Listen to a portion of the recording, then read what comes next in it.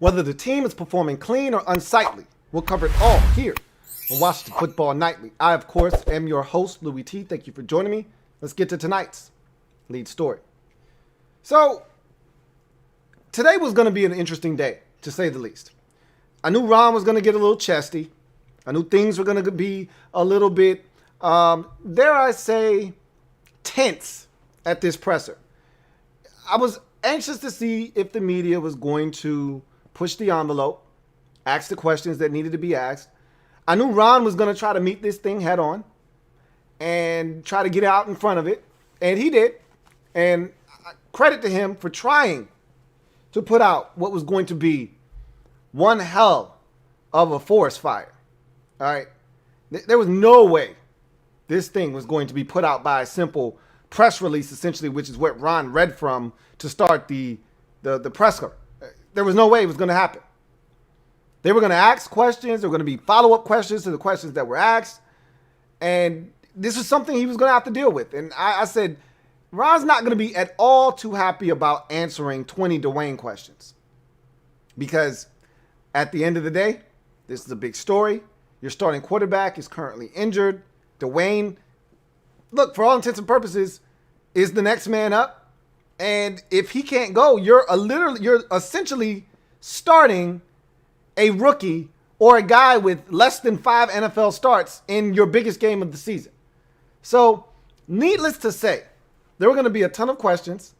Ron wasn't going to be able to answer all of them in his little press release that he tried to read from. And I knew he was going to get chesty at some point. And he did. He pretty much said, if you guys don't want to ask me, which, look, this isn't a Ron Rivera thing. This is an NFL coach thing. I've seen Bill Belichick blow up and pretty much say, look, if you guys aren't going to ask me any more questions that pertain to the game coming up, then this press conference is over. We all remember I'm on to Cincinnati. And that's all he kept saying. They asked him other questions, on to Cincinnati. On to Cincinnati. I only talk about Cincinnati. So, Ron isn't alone in this. And I knew this was going to happen. I wanted to see how he would handle it. How many of these questions would he answer and let go before he said, okay, enough's enough. And finally, after about 5 or 6 Dwayne questions, he said, if you're not going to talk about the Carolina game, this is over. So, needless to say, he jumped out at the beginning of the presser and he said, hey, we've taken the C off of Dwayne's chest. He's no longer a captain. His captaincy has been removed. He didn't tell us the disclosed amount that he was fined, but, you know, enough digging and you'll find out. And the My Team's app had it, and we've you know, Bleacher Report, everybody already knows it's $40,000 he's been fined by the team. Will there be more sanctions to come? If I had to guess, I'd say no. I'd say no. Not right now. I can tell you this with 1,000% certainty. If Kyle Allen was the starting quarterback, Alex Smith was still the backup, and Dwayne was third string, he'd be suspended. I'll take it a step further. If this team were 4-9, let's go with 5-9. I don't want to give us double-digit losses. Say this team was 5-9. We're 6-8, so that's not a stretch. Hell, let's just go with 6-8. To hell with it. That's what we are, right? Say this team is 6-8, but instead of it playing for the division on Sunday, let's just say Dallas and Philadelphia were both respectively 9-5 and 10-4 right now. And that game, Philadelphia and Dallas, was for the division lead and not this game, Washington versus Carolina. And whether Dwayne was starting or in the position that he's in right now where he might start or he was starting, he'd be suspended. If this season wasn't on the brink of being pushed into the postseason and needing Dwayne, he'd be suspended. There's no doubt in my mind. But let's face facts. And a lot of you I talked to the other day and even yesterday want him gone. And I said, not exactly. Not the time for that right now. We still need this guy. Believe it or not. You may think whatever you want to think about him. We may need this guy. We've come too far this season to have one guy send this thing off the rails. So, however immature he may be, however you may feel about him, he should be gone. At minimums, he should be suspended. This is where we are. We need Dwayne Haskins because there is a more than 50% chance Alex Smith will not be ready to go this week. Alex practiced on a limited basis today, but if you listen to Ron, who took the primary bulk of the first team reps and snaps at practice today? That'd be one Dwayne Haskins. So while Alex did participate, and by all accounts, he looked good, whatever the hell that means, still got to see how he responds to limited work today. And still, he needs to be able to get back out there and take a full day's reps worth of practice. Hasn't been able to do that yet. So they're going to try to ramp him up. If yesterday's limited, amount of snaps off to the side, and he feels good, warrants more action, then they'll do that. But to me, I'm going in to Sunday's game with the anticipation of Dwayne having to start. That's the way I view this. So they aren't in a position, and that's why I was really intrigued to see where they're going to suspend him. I said, it takes some really big stones to say, all right, season's on the line. I got 52 other guys in the locker room that would work their asses off to get to this point. And I got to look them in the face and tell them that Steven Montez is the guy that we're going to go to war with this week. That's hard to do. And while I get you trying to, set this tone and you're trying to develop this culture, you know what develops culture more than anything else? Winning. I think I've said this to you a million times. Let me say it 1,000,001. Above all else, if you want the culture to be set, win. We can sit here and talk about, this guy being disciplined or this is how he wants to run things. And all of that is great. If you're losing ball games, it's in one ear, out the other. Okay? So at the end of the day, Dwayne is going to more likely than not play, or he'll be active more likely than not. I don't think the league, if you listen to Ron, don't think the league's going to intervene here, which is why I said that the team needed to be stern and swift with whatever punishment was given if they wanted to keep the league from intervening.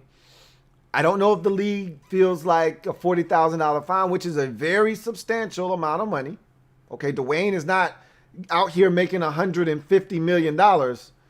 His contract isn't one that can eat $40,000 like it's nothing. He is a rookie. He was drafted in the first round. He is making good money, but $40,000, that hurts for a rookie contract only in year 2.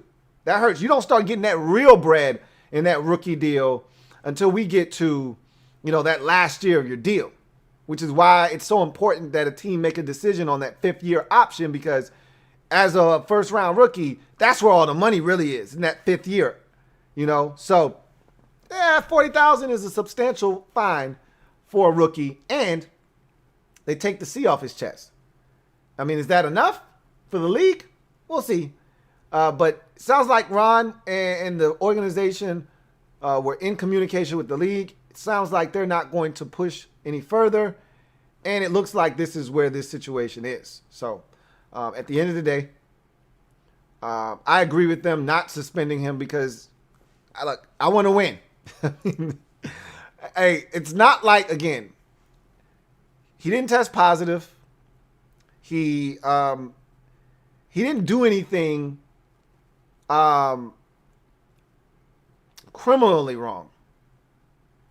He did something morally wrong to the team. He was selfish, is what he was. He was selfish. He was thinking about himself. He wasn't thinking about the rest of the guys in that locker room. He wasn't thinking about the staff. He wasn't thinking about anybody but himself. That's immaturity. That's fine. Those things happen. That's what I've been trying to explain to you guys is he's immature. He's not a bad person. I don't know him personally, but I haven't seen him do anything that would lead me to believe that this dude is just not a good dude. He's not Albert Hainsworth, okay? He's not a turd. He's just immature. And a lot of you can attest to this because a lot of you didn't grow up at 21, 22, 23. You didn't get it until you were 30. So you know exactly what I'm saying right now. And I've said to you all along, not everybody gets it at the same time. So he apologized to the team. From all reports, it was heartfelt, whatever that means. He's sorry. He was contrite, sounds like. We move on. Because we got a game, and I told you guys, we got a game to win. We got a game to win on Sunday. We got a division to compete for. So put all of that shit aside. All your feelings, your hurt, whatever. He manned up. Ron appreciated that. He manned up. We move forward. Trust me, they want nothing to do with this guy after this season. Okay? I think that this is it for Dwayne. I've told you this already. I thought it was it no matter what happened. He was going after the season. They want to trade him, I think. I don't know if you're getting anything for him. And, you know, honestly speaking, if we can be honest with each other and I can keep it a buck with you, the best thing that could probably happen to him for the team, I should say, from a trade Dwayne standpoint, is that he has to play against Carolina and he plays well. And then you can put him under wraps. You know, let Steven Montez start week 17. You won't need it. And hopefully Alex is ready for the start of the postseason and you don't see Dwayne in a Washington football team uniform again and somebody is intrigued by those last two starts of the season. Couple that with the last 5 or 6 they saw last season and they say, hey, this guy can play. Well, this guy can play. We'll give you a 3rd round pick, a conditional 3rd. I'll take it. More likely than not, that's not how this movie ends. I've watched this movie before. That's not how this movie ends, okay? But we'll see what happens. I got a super chat here. I don't want to lose it. Diesel the Hog. Thank you for the super chat. Greatly appreciate you. Diesel the Hog writes, can Michael Kendricks contribute right away? Your thoughts, kindest of sirs. You know, I haven't talked about Michael Kendricks and all the nonsense and hoopla that has come up. He was signed like 2-3 days ago. And I just totally blanked on that. I didn't talk about it. Honestly, because I don't see him being a major contributor. Much like the signing of Lamar Miller last week. He's a guy that is, and now we're a lot thinner at linebacker than we are running back. So this is a little bit different than Lamar Miller. I put it in the same category only because they don't want to play Michael Kendricks. Much like they don't want to play Lamar Miller. They just want to have him in case of an emergency. You break that glass. He's a veteran. He's been in this league enough that he should be able to come in and help you right away. Much like a Lamar Miller. If he has to play, Lamar Miller can come in and help you right away. You just don't want Lamar Miller to have to play. You just don't want Michael Kendricks to have to play. But at the end of the day, he's here because last week we got gutted in the run game in the first half and the first possession of the second half. We gave up 180 yards rushing, 181 to be exact, to the Seattle Seahawks. That's not how we operate. Now, I told you this is going to be interesting against San Francisco and against Seattle, specifically San Francisco. And I thought we handled ourselves well after a slow start in that game. But we had our linebackers. We had Cole Holcomb. We had KPL. We didn't have those guys available this past week, I should say. So we were impacted. You know, after watching the defensive film, and that's where I kind of want to go now, is transition to the defensive film versus Seattle. After watching the film, it was apparent to me that in the first half, Seattle had a game plan. 2 things they wanted to really do. 1, they wanted to establish the run. And not only did they want to establish the run, they wanted to run at us. They didn't want to run wide. That wasn't the game plan. And the one wide run they tried was a 3-yard loss. Like, they understood, we got to go at Chase Young. We can't run away from him. We can't run outside, try to get outside of him. Those guys are too fast, Young and Sweat. We got to run at these guys. And they did. And they were able to get to the second level. Bless Khaleke Hudson's heart. Look, the man led the team in tackles on Sunday, believe it or not. Khaleke Hudson played well. But there's nothing that Khaleke Hudson can do about being 228 pounds. Nothing. He's small. He was small coming out of Michigan. He's small now. And when guys get to the second level and get to Khaleke Hudson, he's blocked. So guys were able to get to the second level. John Bostic went back to being passive aggressive. And those double teams were able to get to the second level and get to the linebackers 4 yards of depth instead of at the line of scrimmage, which is what Cole Holcomb seems to do better than any of our other linebackers. Attack the line of scrimmage. Don't wait. Go be great. Go initiate. I think we'll be fine moving forward. And it was good to hear that, Morgan Moses practiced today. Even if it's at a limited basis, it's good to see that he was out there. KPL was out there. Doesn't mean anything, in terms of KPL playing, but he was limited. That's a good thing. Cole Holcomb still in practice, still in concussion protocol. I'm nervous about that. I told you it sucks because concussions, you don't know how long it's going to take. No Terry. It's Wednesday. Nothing to be alarmed about. He's been dealing with that same ankle for like the last month or so. So I'm not alarmed. He'll play. Just want to give him Wednesday off. And he'll be back out there practice on Thursday, more likely than not. Friday, Saturday, and he'll be ready to go on Sunday. So I don't worry about Terry. But he wasn't a participant today either. So back to your question, though, Michael Kendricks. I look at him as a Lamar Miller type. A guy that they brought on because we're extremely thin at linebacker right now. Remember, Sean Dion left the game with an elbow injury. Did not return. We haven't heard an update. Because of this whole firestorm with Dwayne, we didn't even get an update on Sean Dion Hamilton. Normally, they start off that Wednesday presser by trying to get clarification on all those injuries from the game that was. We didn't get any of that stuff because all anybody was concerned about was the Dwayne saga and what was going on, how did guys in the locker room respond, how do you get them to focus, yada, yada, yada. So nobody asked the questions that I really give a shit about, which is the players on the field and how we're going to move forward, replacing them in the upcoming game.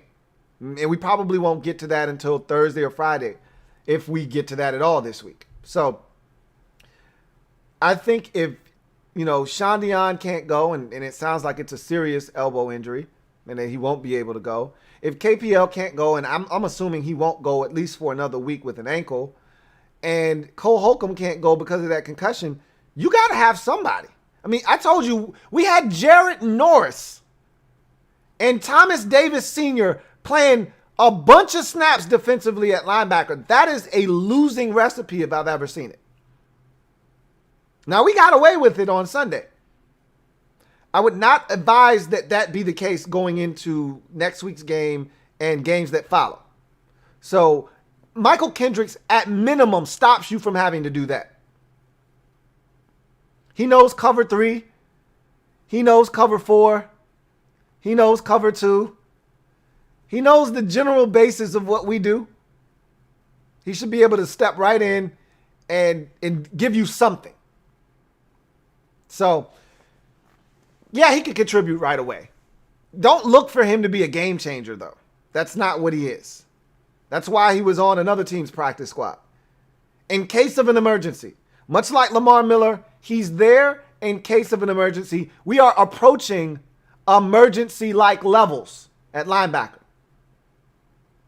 Antonio Gibson, limited in practice today as well. So, again, they didn't ask enough questions for my liking on the injury front, but they were already consumed with something else. They were preoccupied.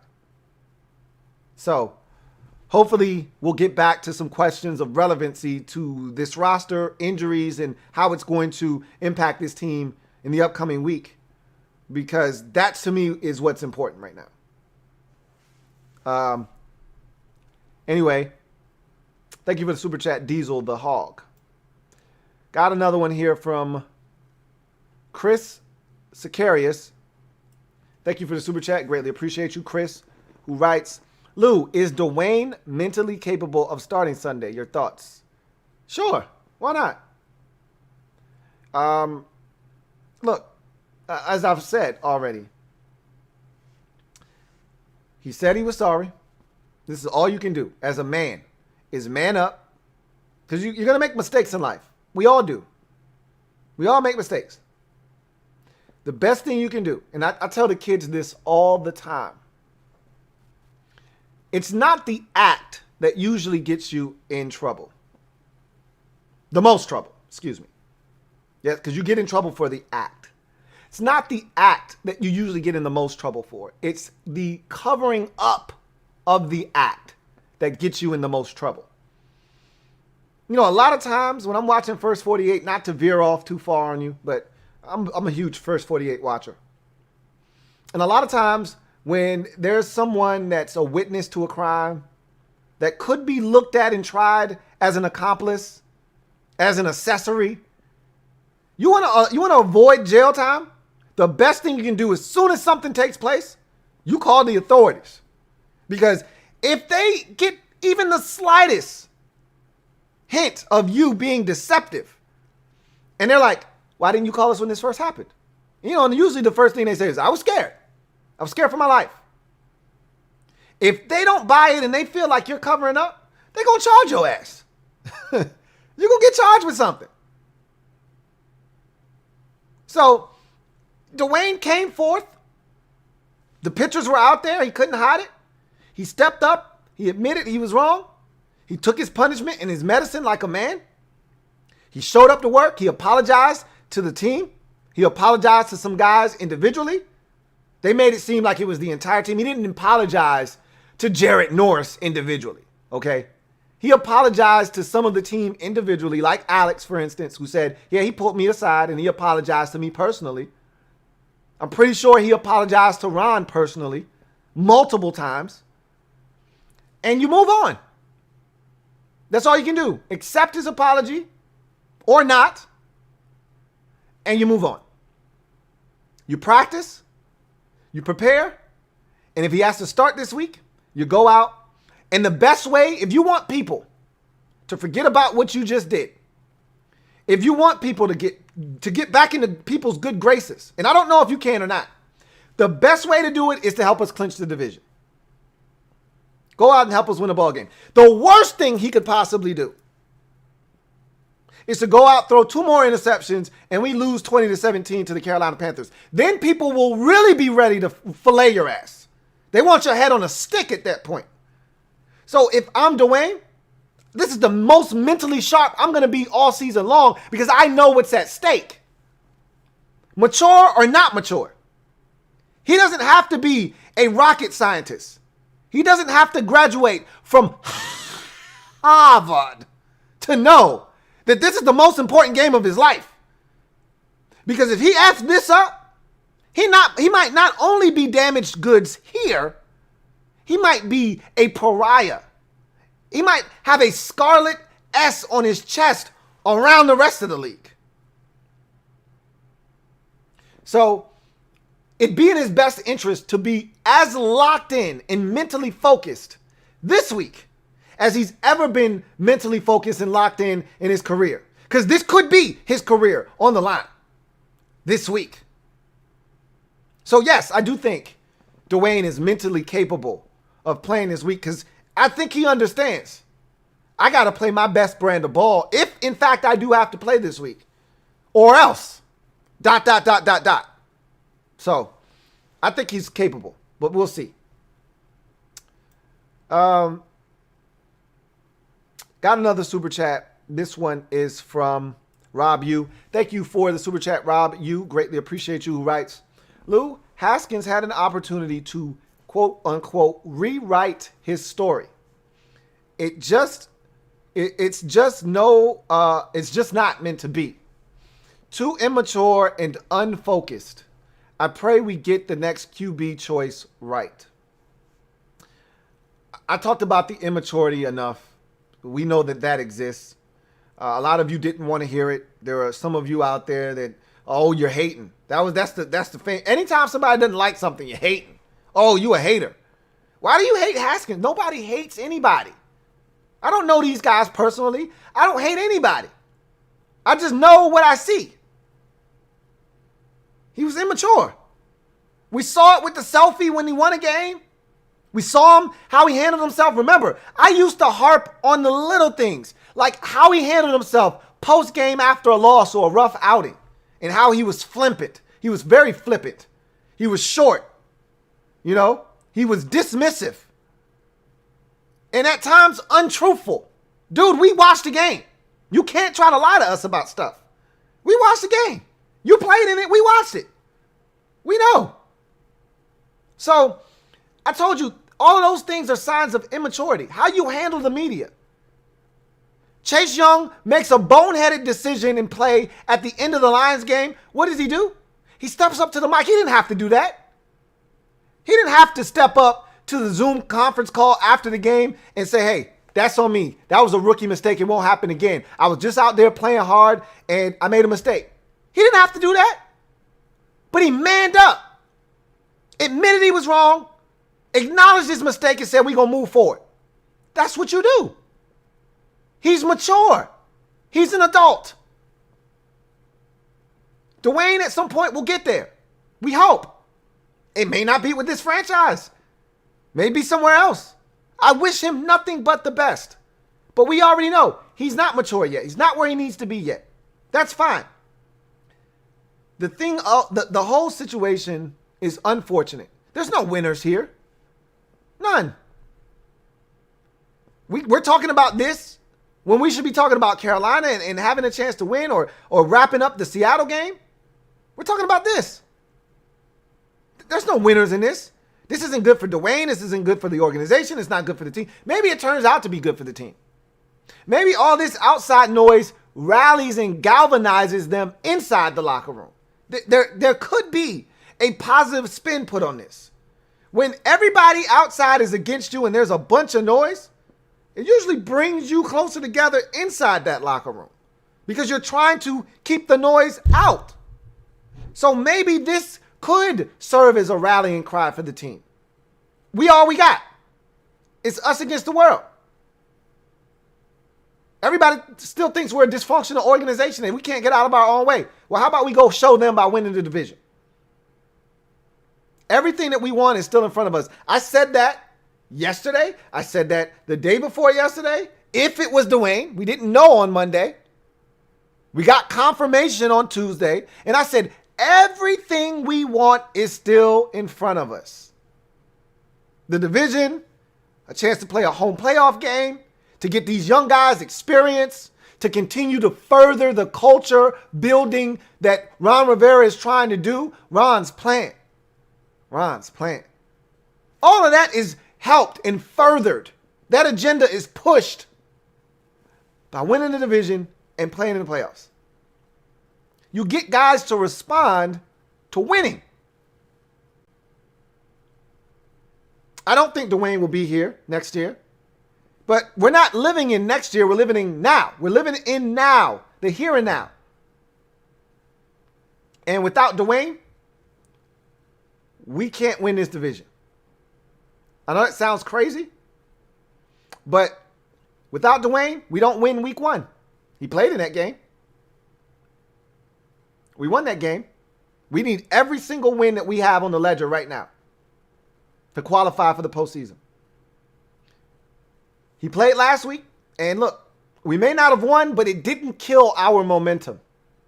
We didn't get our asses handed to us. We tried Steven Montez out there, and I don't know. Steven Montez could have came out and been lights out, and we could have won the game. Who knows? But more likely than not, Steven Montez comes in and stinks it up. And you get your doors blown off 27-3. It stunts all growth and momentum. So despite what you may think, we need Dwayne. Alex may not be able to play this week. Alex may not be able to play again. Highly unlikely. But at this point, nothing is out of bounds. So, some of you are like, to hell with Dwayne. Don't want him, don't need him. Can't win with him, won't win with him. I'm telling you, we'll worry about that in the offseason. Let's just focus on trying to win some games right now. And to your point, I hope we get the next one right. Me too. I think everybody's kind of on the same page there. Hope Dan stays out of the draft room and lets the guys that have been working on this all year long do what they have been paid to do.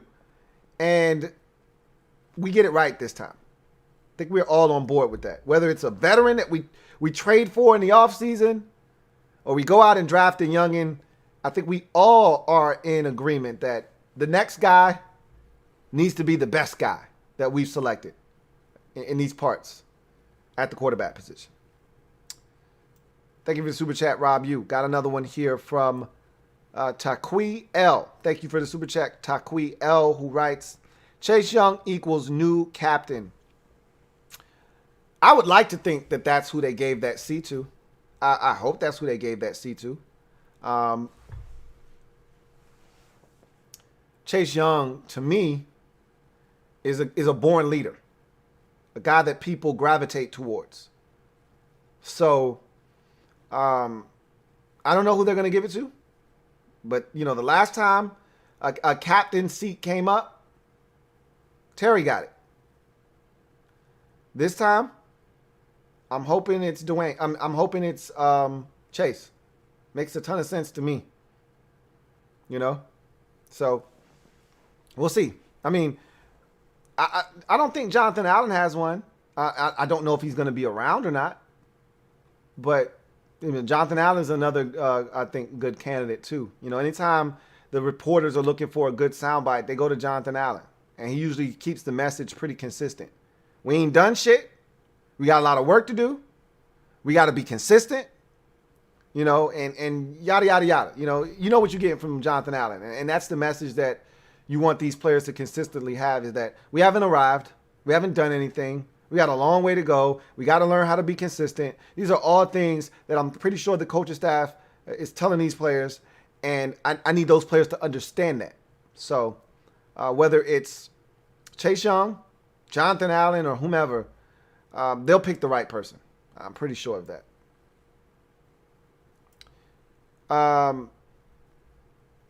Got another super chat. This one is from Randy Butler. Thank you for the super chat, Randy Butler. Greatly appreciate you. Randy writes, Merry Christmas to you and yours, brother. I know it's a big game, but if Alex can't go Sunday, I wish we would go with Taylor. Monarch alum 757 represent.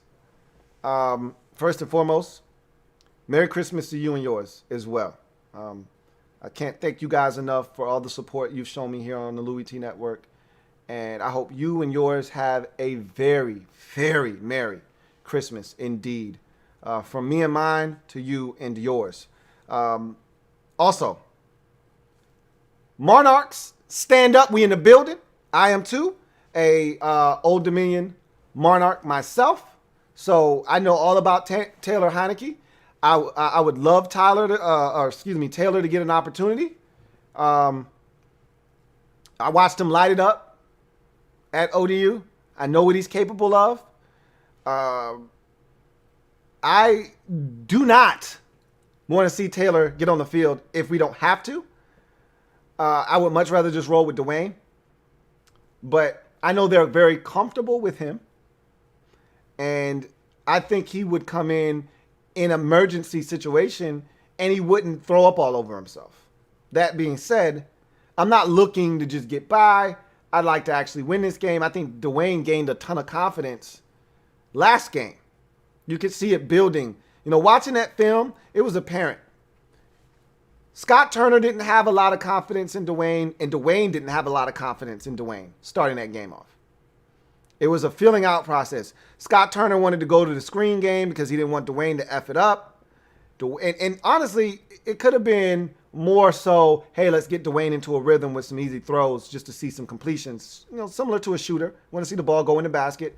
Let's see Dwayne get some completions, and maybe that'll loosen him up a bit and have him be more comfortable stroking the football. Well, what that said to me was, because you could do that with a slant. That doesn't have to be on a pass behind the line of scrimmage. You can do that on a slant.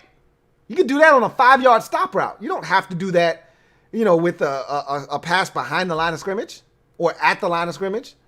So what that said to me is the last time we saw Dwayne, he threw 897 screens, passes underneath against the Ravens. This was a continuation of that early on. I talked about that in the film breakdown. So as Scott Turner said, okay, Dwayne seems to be getting in a little bit of a rhythm. I can open it up a little bit more. Dwayne in turn said, all right, I'm starting to see the field a little bit more. They're respecting what I can do, and I'm running it, so they got to respect my legs. Then he started stroking it. So I think Dwayne gained some confidence against Seattle, and I'd like to see that bleed over if he has to start or play. I'm still hoping Alex can roll out there and get it done, but if he's got to play, I'm down with it. More so than I was heading into last week's game. That's for damn sure. Thank you for the super chat, Randy Butler. Got one here from my man JP John Perez. Thank you for the super chat. Greatly appreciate you. John writes, biggest game of our lives this weekend, Lou. Don't speak for me. Speak for yourself. This is not the biggest game of my life. All right? I've seen many, many, many, many more big games than this. Now, I'm not old enough to know what it was truly like to live through the glory years and have games against the Giants in week 10 or against the Eagles in week 7 or the Cowboys in week 13 really mean something. I didn't live through those days, unfortunately. I'm not mad about that because that would put me somewhere in the 50 range. I like where I'm at. But I was old enough to see us win the Super Bowl in 91. I do remember that run very vividly. I do remember that season. Enough. Wish I remembered it more, but I remember the big ones. I remember the playoff games. I remember the Super Bowl like it was yesterday. So I've seen much bigger games. Hell, 2012 featured bigger games than this. So not of our lives. I can't jump on board with you on that. You can have that one. If this is the biggest game of your life as a Washington fan, who am I to say? More power to you. Let's get the win. But this is a big game. No doubt about that. If you believe in Ron Rivera, this is a massive game. We don't want this thing stringing out to week 17 unless the Giants win. If the Giants win, so be it. But in the process, let's at least eliminate Dallas and Philadelphia. Let's at least take that off the table. Let's at least do that. If the Giants somehow pull it out, more power to them. They trying to go to the playoffs.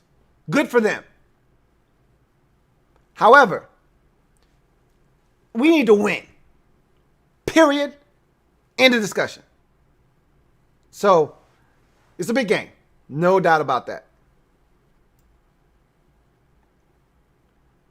Clumsy Jedi 26, thank you for the super chat. Greatly appreciate you. Clumsy Jedi writes, I want Sam Ehlinger in the second round. Kid can play. First of all, Sam Ehlinger, not a second round pick. Let's stop you right there. Sam Ehlinger is going nowhere in the second round. I will bet you right now Sam Ehlinger doesn't come off the board until day 3.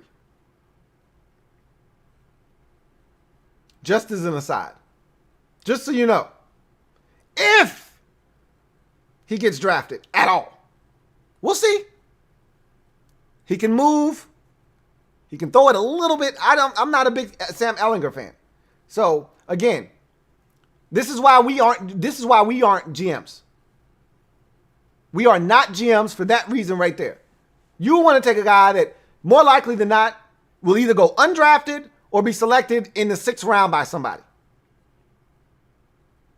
I can assure you Sam Ehlinger will not be a second round pick in the 2021 NFL draft.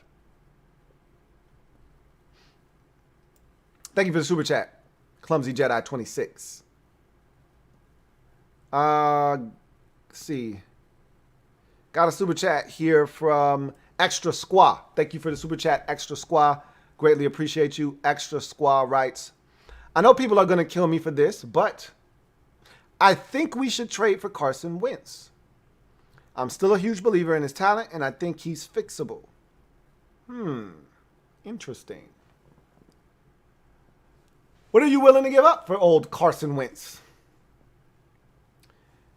That's a big contract that you're trading for, to not know what you're getting.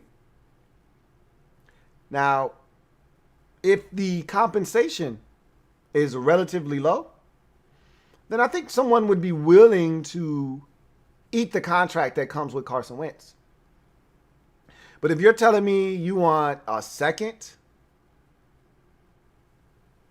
or a first for Carson Wentz, then you can keep him and you can continue to eat that cap space in that contract. But, and I don't even want to give you a third for him. I want to give you a fourth for Carson Wentz and a conditional third round pick. Something that may, if he plays and plays well, can transform into a third or a second. But it'll be interesting. And I don't know if Philadelphia is really clamoring to trade him inside the division. I don't know if that's a smart thing to do. You're going to trade Carson Wentz. You want to trade him outside of the NFC East, preferably outside of the NFC if you had it your way.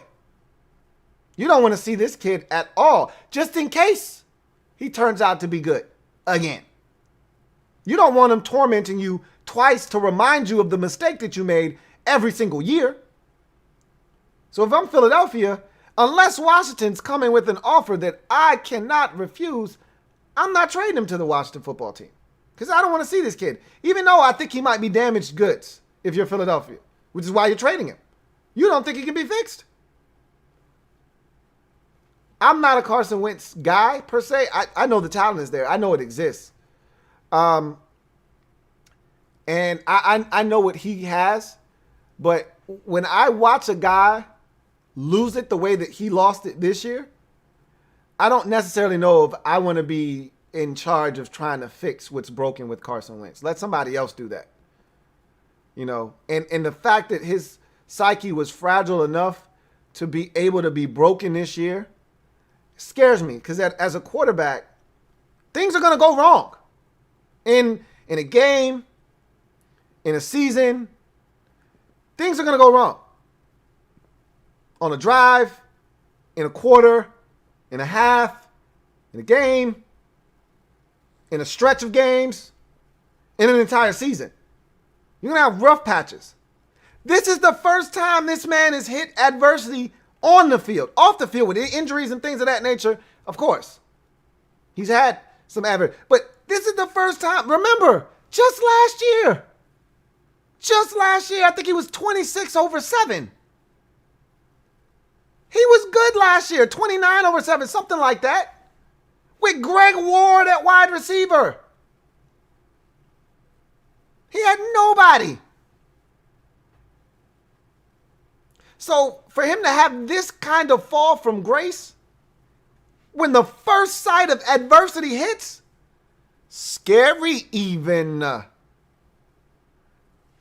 I'm not going to crucify you for wanting to trade for him. I know the talent exists, and anybody that's watched Carson Wentz will attest to that. He's talented.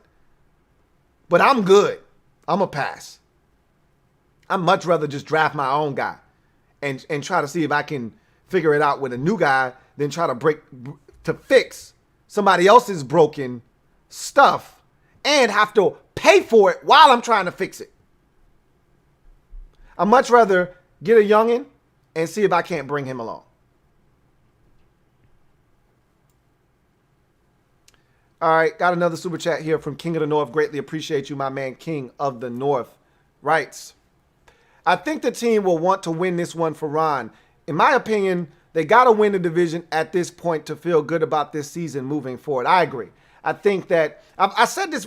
I think we all were in agreement on this was one of the games they were going to win. Even when we thought they were going to be, some of us thought 5-11, 6-10. I upped mine right at the end of the offseason at 7-9. But whatever, I think whatever the case was, this was one of the games we thought we could win was against Carolina. And really one of the reasons for winning this game was because this was going to be a big game for Ron. Ron's trying to downplay it, but trust me, Ron wants this game. They know how Ron feels about this. Those positional coaches, they got fired too, just like Ron did. They want this game. Most of these guys came from Carolina. They want this game. And to take it a step further, yes, for this season to be a success now, being that we're in the position that we're in, you have to win the division. You don't win the division, it'll be a lot of talk of moral victories and how this season was still a success. Nobody thought we would do this and do that. No, nobody wants to hear that shit now. You are in the driver's seat. You are in what essentially amounts to a win and end situation. Now, again, it's still going to require help from the Ravens beating the Giants. And that is not a surefire lock. So when I hear people say, all you got to do is win and you're in. No, that's not factual. We have to win coupled with a Giants loss to get in and win the division. But all we can worry about is what we can control. And what we can control is how our game against the Carolina Panthers, figures out. And how that outcome is reached. That's all we can worry about. Is how can we get a win against a 4-10 team? That's what we need to be concerned with. So, I'm with you. This is not a successful season because of the way things have, fallen into place. If we don't win the division, this is not a successful season. And it can't be described as such. You can say, hey, we figured out some things about ourselves. We're a tough team mentally. We were able to battle back after being down in most of these games. We never quit. We found some pieces that we can build with. We found foundational pieces. We found some really good cogs that are keys to this team continuing to build. But as far as declaring this season a success, false if you don't win the division. We're at the point of no return now. If you would have told me 7-9, 8-8 before the season starts, win the division, don't win the division, and none of that. You would have told me 7-9, 8-8, I would have said that is a success. Now you tell me 7-9, but you don't win the division. Not a success. Not a success. You have to win this division now for this season to be looked at as a success. I agree. Thank you for that super chat.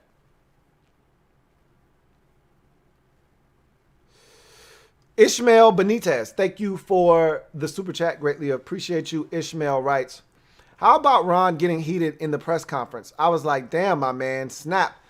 Who didn't see that coming? He's done that before this year. Not to that degree, but he's done that before. When he doesn't want to talk about something and he keeps getting pressed and probed, and he knew coming in, he knew this was going to be a rough one. All right. I honestly, if I could keep it a buck with you, I honestly thought I was going to show up to watch Ron's presser today, and it was going to be 12 minutes. I thought he was going to be short, succinct, direct. He was going to be ornery coming in because he knew it was going to be a nasty presser with a bunch of shit he didn't want to answer. And so I thought this was going to be a 12-minute presser. I was wrong. It was 18 minutes. So that told me, okay, Ron answered more questions. Either it told me one or two things before it even got started. Either Ron answered a lot more of these Dwayne questions than I thought he was going to, or it could be both, or they asked him more Carolina questions than I thought they were going to ask. Ron answered a couple of Dwayne questions and they went away from that. But in true form, the question, Ron tried to lay out this prepared statement that was going to give them all they needed. No, come on, Ron. The only way you get away with a prepared anything is injuries. Hey, this guy is out because of this. These 3 guys were limited. These 3 guys were full participants at practice. Then you go, and you might get a question or two about the injuries you just talked about, but that's it. You move on. When you prepare a statement for something that was as big, this Dwayne thing, this was a league-wide thing. This wasn't a local thing. Every outlet was picking this up. You know? This is a big deal. So you knew there were going to be questions. A bunch of them. From different angles. Some asking the same damn question over, but in a different way. And so at some point you knew he was going to, all right, look. Either we're going to talk about Carolina or this shit is done. I've already said everything that I needed to say. He apologized. He was forthright. He was forthcoming. He stepped up to the plate and acknowledged what he did wrong. We took his captaincy from him. We're handling this internally. He was fined. There's nothing else to say.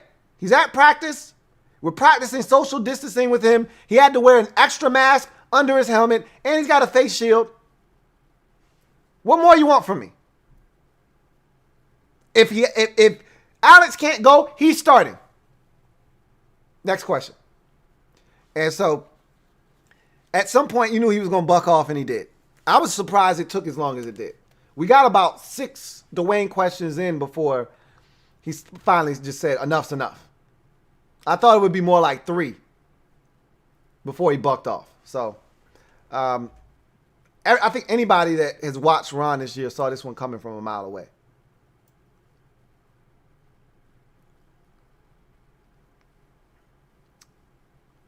Rob U, thank you for doubling up.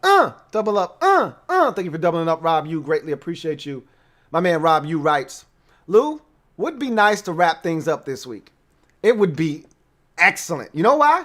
And I was talking to a fellow MOBB member about this. It'd be great to wrap things up because Terry's dealing with an ankle right now. Terry's been missing Wednesday practice for the last 3 weeks, 4 weeks now. Morgan Moses is dealing with a groin. Morgan Moses is dealing with a knee. Morgan Moses is dealing with an ankle. You don't think you don't think Terry McLaurin could use a week off? Alex is dealing with a calf. You don't think he could use a week off?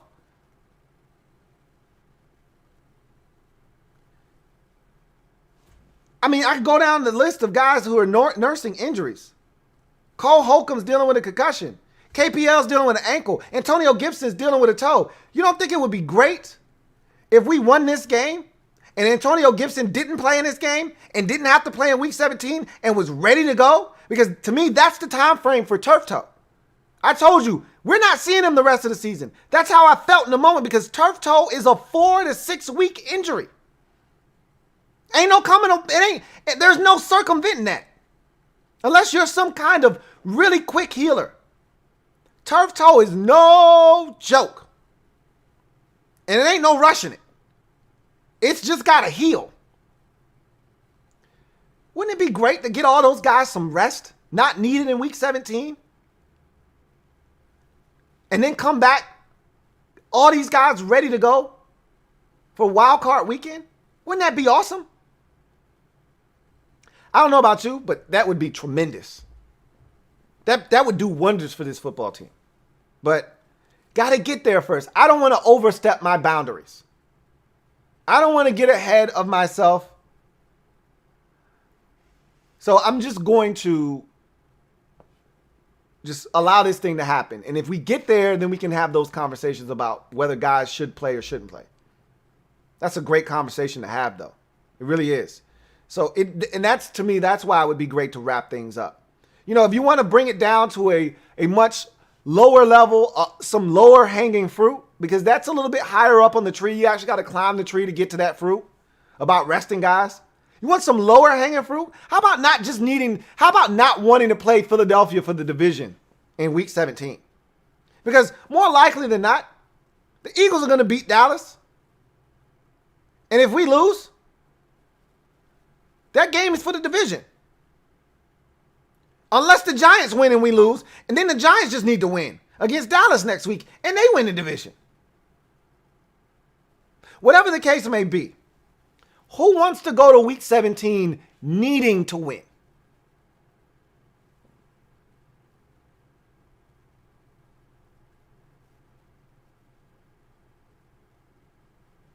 I don't see any hands up. Not one person is volunteering for going to week 17 needing a dub. I damn sure ain't. I'm not. I am not. I'd like to get this over with in week 16 if at all possible. So let's hope that gets done. King of the North. Double up. Thank you for doubling up, King of the North. Greatly appreciate you, my man, King of the North. Writes. People laughing at stripping that C, but I think it sends the right message in that locker room. Kind of a sham he had it to begin with. Look, in the offseason, I remember very vividly having a video. It might have been one of the early episodes of Washington Football Nightly. It might have been one of the last episodes of the Washington Football Report in the summertime. Either way, I remember when those C's were handed out. And I remember looking at that list and saying, wow, DeShazer Everett's a captain. And some of you were like, yo, he been a captain. What you talking about? And I was like, oh, Dwayne made it. That's good. You know, Dwayne had to earn it. I don't know if he earned it or not. But he was a captain. He was the starting quarterback. We were all excited for him. It makes a difference when you're a captain. Makes a difference. That C on your chest, it means something. So taking that away, it means something. It does. You know, on the outside looking in, is that enough? For some people, no, it's not. And that's fine. But internally, having that stripped away from you says that you're no longer fit to be a voice that resonates in this locker room. You keep your opinions to yourself. That speaks volumes. Speaks volumes. So, look, it means something. We're not going to sit here and act like it doesn't. It may mean more to some and less to others, but it means something. Thank you for that super chat, King of the North. Got a super chat here from Kevin Guvera. Thank you for the super chat, Kevin. Greatly appreciate you. My man Kevin Guvera writes, it seems like Ron is going to hire a GM from the outside. Does that mean Kyle Smith leaves? I'm not sure about any of that stuff right now. I can tell you that Marty Herney being relieved of his duties in Carolina didn't bode well for Kyle Smith getting the title of GM. The next thing you have to ask yourself, if in fact Ron, and you know, there's not just Marty Herney. If you've been reading some of the reports and some of the rumors, Rick Smith, the ex-Texans GM, is also have been rumored to be a candidate potentially in Washington's search, if there is one, for a new GM. Remember, his name surfaced when Ron was first hired. Here, Rick Smith's name came up about a potential, GM hire in Washington the first time around. So where there's smoke, there may be some fire. It may be nothing. Somebody might just be in the backyard barbecuing, that's it. But there could legitimately be a fire here. So I don't really know if there's any validity to any of the rumors that we're hearing. I just know this. If Kyle Smith is confident in his abilities, knows he can get work elsewhere, and feels slighted, yeah, he might leave. He might go. And if Ron doesn't specify to the guy that he hires, hey, I really want you to work closely with Kyle Smith. If that new guy comes in and says, hey, I'd really like it if this guy isn't here and I bring my own people in, yeah, Kyle could be gone. It's very, very possible that Kyle could be gone. Seems like Rivera likes Kyle Smith. I don't know if he loves him. I know he's worked in the past with Marty Heinicke. There's a rapport there. I don't like the idea of Kyle Smith no longer being here. I don't like that idea. But it's a realistic one, and I have to accept that. Because if Ron truly believed in Kyle Smith, he would have already elevated him to GM and given him the title. Now, there are organizations around the league who don't have a GM. No one has that such title. There is a guy that is the de facto general manager, but there is no technical GM in the organization. Philadelphia is one. The Ravens are one. We know who's picking the groceries. Howie Roseman in Philadelphia, but he's not the GM. We know who's picking the groceries in Baltimore, but he's not the GM. So, at the end of the day, maybe he doesn't need the title. Maybe Ron doesn't care about the title. Maybe Kyle Smith himself doesn't care about the title. I think he does, personally. And I think he would feel slighted if somebody else came in and got the job over him. And he may want out after that. Who's to say? We'll see.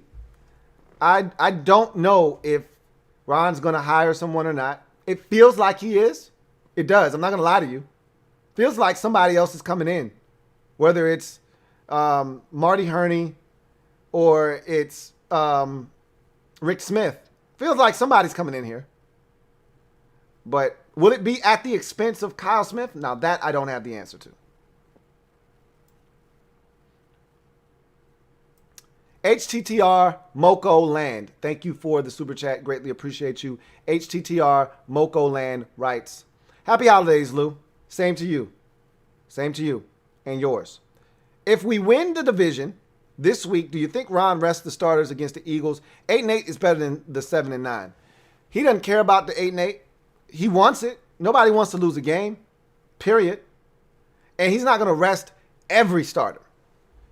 You know, they may get limited work. I remember, I'll give you an example of what you should be looking for in the game if we were to clinch.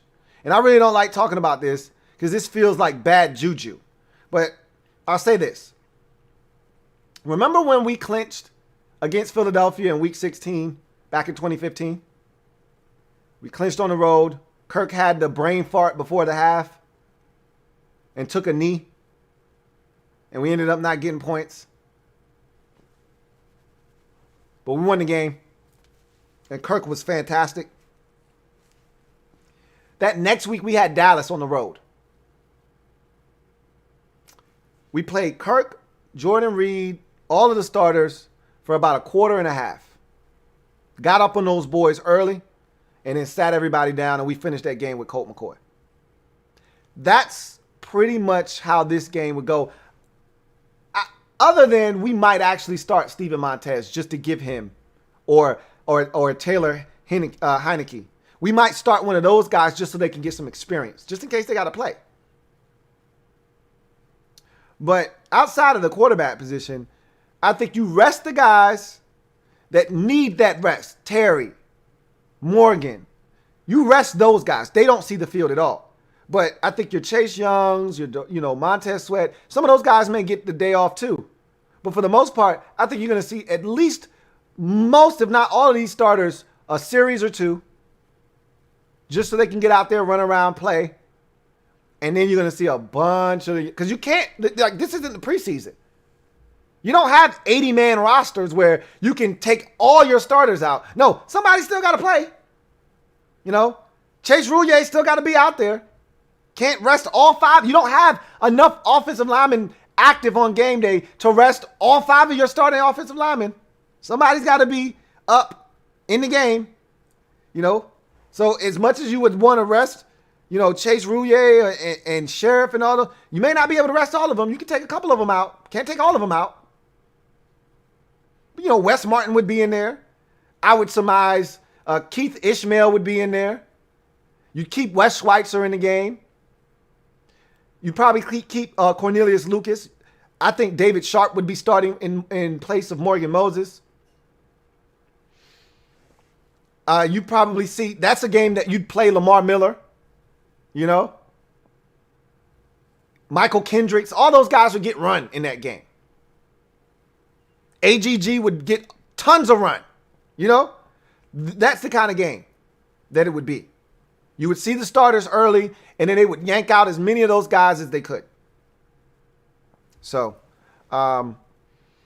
he would want to win the game, but I think he'd be thinking big picture. 8-8 is way better than 7-9, but he's also thinking about which one is better. 8-8, and you go out in the first round because you got some guys that could have used the rest in week 17 and didn't get it. Or you go 7-9, you rest those guys, and you win a playoff game. I'd tell you right now, I'd sign up for 7-9 in a playoff win over 8-8 and out in the first round. Can't speak for any of you out there. Sign me up for 7-9 and at least one win in the playoffs. Let me get that. Robert Parrish, thank you for the super chat. Greatly appreciate you. Robert Parrish writes, seems Dwayne does well with up-tempo play. Should Scott put more of that in the game plan? I talked about that on the film breakdown. I don't understand why there isn't more up-tempo for Dwayne throughout the course of a game. And it doesn't have to be in the game plan. You just get a feel for the game. All right, Dwayne's struggling a little bit. Let's go up-tempo. You know, it's 7 minutes left in the first quarter. You had a 3-and-out in the first possession. Let's go up-tempo. Get a completion on first down. All right, let's get up here. Have Dwayne bark out like it's 2-minute situation. Let's go. Keep that same defense on the field, and you go. Before the halves and at the end of games, Dwayne seems to be at his best. I think we all have noticed that. I think we can all acknowledge that. He's most comfortable when he just gets up there, gets everybody set, and lets it rip. So why is it that we only do this in 2-minute situations? Obvious hurry-up situations. Doesn't have to be. There's no rule that says you can't go up-tempo with 14 minutes and 13 seconds left in the second quarter. So do it. We don't have to wait till it's 1:47 left in the first half, 1st and 10 from your own 25 to go up-tempo. You can do that in the second quarter, the third quarter, first or the fourth, before the 2-minute warning. So I'm with you. He seems to be more comfortable in those situations, in that environment. Why not do it? Just doesn't make any sense to me why they don't do it more.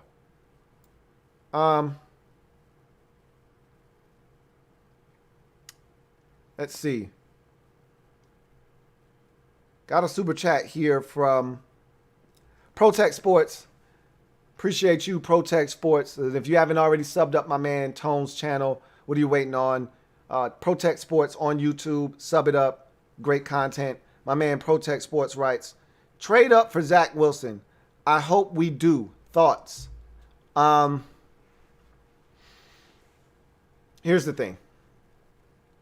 I think there will be enough teams at the top of the draft. As many teams as we think are set at quarterback. There could be just as many of them sitting there looking for quarterback. We know right off the bat that Jacksonville and or the Jets could be looking for a quarterback. Now, the Jets are in a really interesting sort of bind, if you will, with the win this past week, because when they were number one, they were definitely taking a quarterback. Now that they're 2, do you just roll with Sam Darnold and build around him? I don't know. It's a fair question to ask. We don't know the answer, to be honest with you. No matter what happens, Jacksonville's taking a quarterback. I think the Panthers are taking a quarterback. I just did a show with my man Tony Dunn over at C3, Carolina Cat Chronicles, who seems to be hell-bent on losing the rest of their games because they want a quarterback in the worst way. And I told you, Teddy Bridgewater is not it. He's not it. Love Teddy Bridgewater. Think he's a solid NFL quarterback. He is not it. They want a quarterback. And I could definitely see their head coach, Matt Rule, drafting a guy that fits what he wants to do in Carolina. You look at Dallas. Are they going to draft one? Are they going to re-sign Dak? I don't know. We'll probably know before the draft. If they franchise tag Dak or they re-sign him, then you'll already have your answer. If they don't, you got to assume they're going to be looking for a quarterback. You know? And you can just go down the list of teams and look to see who might potentially need a quarterback. What about New England? What about the Steelers? What about the Colts? All of these are playoff teams, obviously, who could be thinking the same thing we're thinking. Hey, why don't we trade up and get one of these young guys?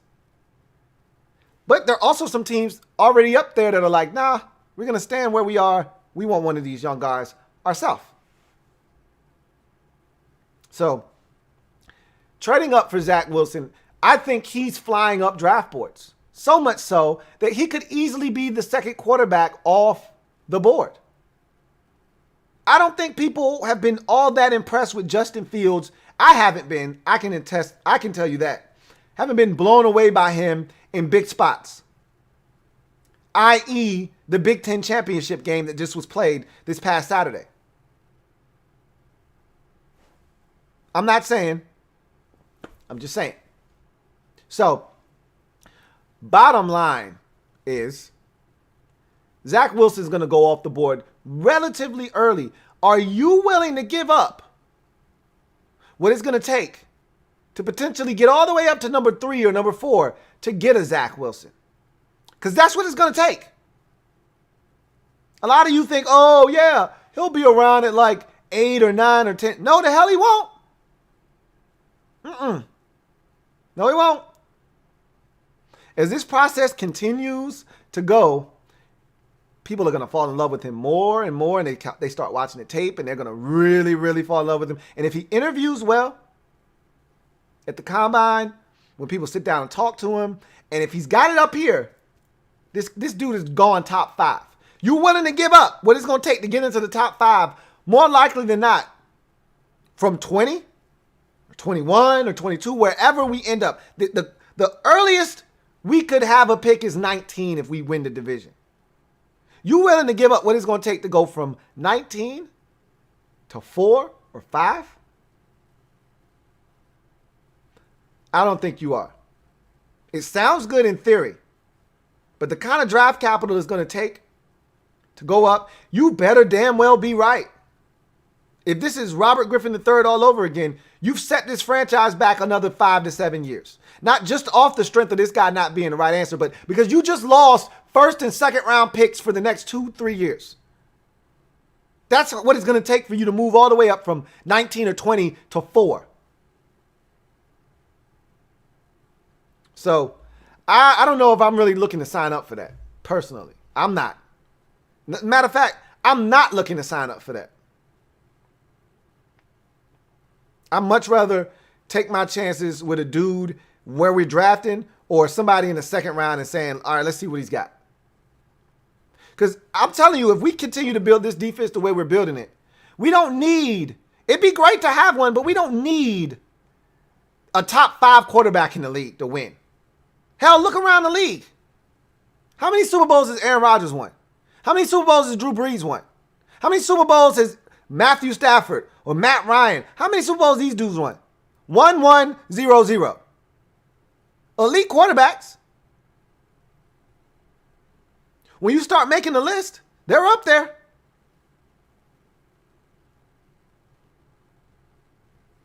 But it's amazing that I can tell you that you got other guys in this league who or that played in this league that have won a Super Bowl. Like Nick Foles. Believe it or not.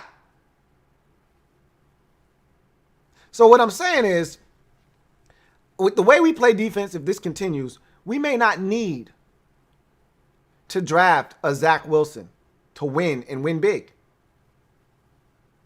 I'm not saying this is who I want. I'm just throwing out a random name. But Mac Jones might be enough. And I'm not saying I like Mac Jones or I want Mac Jones or anything like that. Just throwing out a random quarterback name in this draft. So I don't want to give up what it's going to take. Essentially, I'm being cheap. I'm being frugal with my draft capital. I don't think I want to give up what it's going to take to go from where we will have to go to get where we need to get the player that you guys want. Thank you for the super chat, Protect Sports. Eddie Behringer, thank you for the super chat. Eddie B. Or Eddie. Yeah, Eddie B. I said that right. Who writes, possible quarterbacks for next year, Tyrod Taylor maybe? No. I think Tyrod's under a multiple year contract in Los Angeles with the Chargers anyway. I think he signed like a 2-year deal, 3-year deal out there. Anyhow, I think he signed a 3-year deal. Next year would be the 3rd year, excuse me. Now, if they wanted to go in a different direction, honestly, if Anthony Lynn's not there, Tyrod's probably not there. The only reason Tyrod was there was because of Anthony Lynn. So he could become available. He might even be available. I might have the contract wrong. Doesn't matter. I don't want any parts of Tyrod Taylor. None. He's worse than Alex Smith and Teddy Bridgewater, and I've already told you Teddy Bridgewater is the black Alex Smith. I'm good. And he's from around these parts. Tyrod's my guy because he's a 7.57er. We represent. But I'm good. Got to draw the line somewhere. Chris Kersling. Thank you for the super chat. Greatly appreciate you, Chris. Writes, after we all overcame this year, so disappointed. Went from knowing we could take the division to now hoping no COVID outbreak to halt the season. Shaking my damn head. Yeah, we're good. He's tested negative a bunch of times. They're going to continue to test him every day, as Ron said at his presser, multiple times. He's got to take one every single day now. And it could be dormant right now, and it could flare up in 3 days, and that's why they're going to keep testing him. And that's why they're going to continue to social distance from Dwayne. That's why he's going to have on that contact tracer, and everybody's got to stay away from him. And we'll be fine. I think we'll be fine.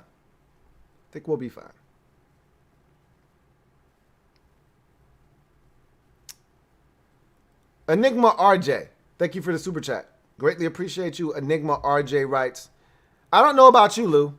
Dwayne better be a rocket scientist, missile flying gunslinger. I want to win. Then all is forgiven for me. Here's the thing. You don't have to be any of those things if, in fact, he does have to play, and that's not a given right now. It's not a guarantee this week against Carolina. But if, in fact, he does have to play, he doesn't have to do any of those things. Just manage the game. Don't turn it over. I think our defense is good enough to beat the Carolina Panthers. In the same fashion that I'm not saying that we're going to get 2 defensive scores against this Panthers, offense. But in the same fashion that we beat San Francisco, I think we're capable of beating Carolina. Just don't self-destruct and let them do the self-destructing. And not to say that they are. But I don't think he needs to come out and throw for 330 and 3 touchdowns for us to win this game. In fact, that hasn't been Dwayne's stat line this year anyway. When we win games this season with our quarterbacks, for the most part, the quarterback hasn't been the reason we've won. It's been the quarterback not turning it over and the defense playing really well. I mean, go look at the numbers. I don't know if we've had a 300-yard passer in conjunction with a win in the same week. I don't think we've had one. We've had 300-yard games. Dwayne had one, lost. Alex had 2 losses, both of them. I don't think Kyle Allen had any. But if he did, lost. What I'm telling you is when we beat Dallas the first time, Kyle Allen managed the game. Didn't do anything spectacular. He just managed the game. We won. When we beat Dallas the second time, Alex didn't do anything spectacular. Didn't do anything crazy. He just managed the game. When we beat Philadelphia in week 1, Dwayne didn't do anything spectacular. Just managed the game. We won. Cincinnati, Alex Smith, same thing. San Francisco, nobody played well at the quarterback position, still won the game. Pittsburgh, Alex managed the game, won. Okay? So, what I'm telling you is, we don't need 275 and 2 touchdowns and no interceptions to win. If he's 20 of 28 for 187, no touchdowns, no interceptions, and we're 8 of 12 on third down, or we're 7 of 11, or we're 7 of 12 on third down, and we rush for 147 yards on 23 carries, we'll win the game. We'll win the game. More likely than not, we'll win the game. And Peyton Barber and Antonio Gibson or McKissick or whomever has 2 or 3 rushing touchdowns combined, we'll win the game. I'd be more nervous if he decided he wanted to come out and Scott Turner decided he wanted to come out and have Dwayne throw it 55 times again. That would scare me more than just saying, hey, just go out and manage the game. Don't try to do too much. If he wins, he'll be a step closer to people saying, hey, Dwayne, you all right. I don't know if some people will ever get to that point, and I'm not asking them to. But I can tell you this. I can't guarantee you with a win that people will allow you back into their good graces, but I can definitely guarantee you with a loss that people will be ready to crucify you. Even if you don't play in this game, if we don't win, they're blaming it on Dwayne. Okay? All the distractions he caused this team this week, F Dwayne Haskins. I'm telling you what's going to happen. If he plays and he's the reason we lose, it's going to be amplified times 10. But a loss nonetheless will be blamed on Dwayne Haskins. So if he plays, he better play well. He better be mistake-free. If he doesn't play, he better pray that we win. Because his life will be hell. You can go on every social you want and you can make your page private. People will get to you. You will be the blame. You will be the cause.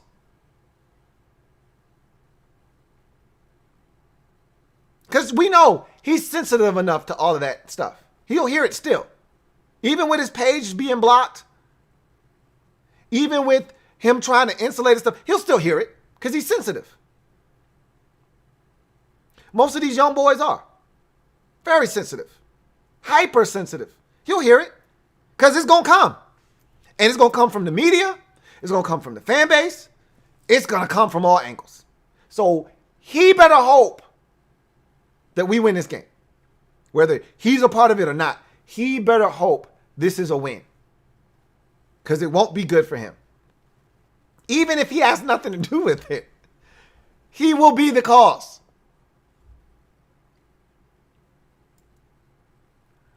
Darren Long, thank you for the super chat. Greatly appreciate you. My man Darren writes, hey Lou, thanks for what you do. No, thank you for the support, Darren. Do you think we should address O-line in the 2021 draft? And with what pick? God bless you, man. Merry Christmas and Happy New Year. Same to you and yours, Darren. Thank you very much. I think you definitely have to address the offensive line in some capacity in 2021. What capacity? I think for starters, I would be interested in drafting a tackle. Whether you believe that guy can start for you right now or not is totally at your discretion, but I would be on board with drafting a tackle. I think at guard, if you bring back Brandon Sheriff, then drafting a guard isn't a necessity. It's not. Why do I say that? Because they tried Sadiq Charles at guard. I don't think that experiment is over with. So, and maybe they try Sadiq at tackle again, and he is actually able to do it. We don't know. However, they tried Sadiq at guard. If you've got Wes Schweitzer, who I think is a really good football player, much better than I thought we were getting from Atlanta. You got Schweitzer, Sheriff, and you've got Wes Martin still, who I'm not really that high on anymore. Had high hopes for him coming into the season. Not really too fond of him at this point. You know, you can get by with him if he has to play, but you can upgrade that. But you got Sadiq Charles as well. I think you might be inclined to draft a guard at some point. But tackle, to me, left tackle in particular, even if it's not a left tackle, look what happened when Morgan Moses had to come out. Because we don't have a left tackle, because Jaren Christian is not healthy, Cornelius Lucas would have went in and would have been just fine at right tackle. But because he's playing left tackle for us, we had to put in David Sharp, and it was not pretty. So I think you have to address offensive line in some capacity. Are you bringing back Chase Roullier? If not, you got to draft a center. Even if, you know, Ishmael is the answer as your next center, you still got to draft another guy to have behind him that's competent. You know, you don't have to usually spend an early round pick on a center to get a guy that you like. You know, Keith Ishmael might be just what the doctor ordered, and he's a 5th round pick. So I said all of that to say this. I do think that some minor tweaks to the offensive line are necessary. I don't think you have to spend a 1st or even a 2nd round pick to get it done. But I do expect them to attack the offensive line in some capacity in the first 2 days of the draft. I don't think that this is necessarily something they wait. And I'm not limiting to just the first 2 days. You could see them draft a guy in one of the first 2 days on the offensive line and double back and get another one, even if it's at a different position, you know, on day 3. But I think you're going to see at least one offensive lineman drafted in the first 2 days of the NFL draft for Washington. I do think that is the case. And we have 4 picks in the first 2 days, you know, 2 third-rounders. So I do think an offensive lineman at some point is going to be a priority for this football team, unless they do something in free agency. And you can't count that out either. But, you know, obviously it starts with Brandon Sheriff. What do they do with him? How does that situation go? And then you go from there. You know, because if you don't re-sign Brandon Sheriff, then guard has to go straight to the top of the list, honestly. Even if you think Sadiq Charles can do it with his injury history now, you've got to have a backup plan, some kind of contingency plan in place already. So I think O-line is definitely something they'll look to address in the 2021 draft. And I wouldn't be shocked if they spend multiple picks on the offensive line, one early and one a little bit later on. Thank you for the super chat, Darren Long. Metaphor, thank you for the super chat. Greatly appreciate you. Metaphor writes, please forward my money to Alex for a leg massager and a mask for Dwayne. Let's win and rest up. I got you, Metaphor. I got you. I want to win and rest up as much as the next guy. That's the goal, man. Again, got to win and have the Giants lose first. And let me just say this. I do want to bring this up because I mentioned this, and how naive was I to think that the league was doing us a solid by moving the game to 4:05. The league don't give a shit about us, and a couple of you pointed that out. This ain't about us. This is about making Dallas, Philadelphia relevant. You're absolutely right. I thought Dallas, Philly was a 1 o'clock start. Had no idea it was a 4:25 start. So this has nothing to do. All of a sudden, Dallas has won 2 in a row. You know what that means for the networks. So now that's probably America's game of the week on Fox for the doubleheader. And they want to make sure that when they send Joe Buck and Troy Aikman out to that game in Dallas, that game still means something, that they're still playing for a division crown, that's not taken off the table because Washington won earlier in the day and now this is a meaningless game. Yeah, you're right. The NFL definitely did that to save face for that Dallas Eagles game. You're 110% right. How stupid was I to think that had anything to do with us, that they were doing us a solid? But you know what? F that. I still want to wreck shop. I want to win our game and make that game rendered make that game useless, irrelevant. Our game is at 4:05. Their game is at 4:25. I'd love to win that game while they still got 8 minutes left in their little funky 4:25 game, and have that game be for naught. The players probably won't know it, but the coaching staff will. They'll know what the hell's going on. They'll be keeping tabs on our game while they're coaching their game. So I'd love it. Love nothing more than to make that game useless. But anyway, I would love to win and rest up. That's the goal in the upcoming week. Hopefully we can get that done.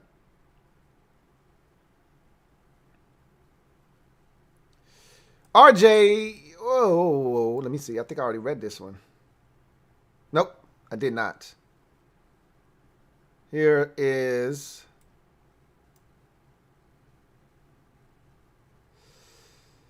I got another super chat. This one is from... It's going down. Here we go. Super chat here from Thomas Hummel. Thank you for the super chat, Thomas Hummel. Greatly appreciate you. Thomas writes, if we get rid of Haskins, who are we going to pick up or take a pick? We're not getting rid of Haskins.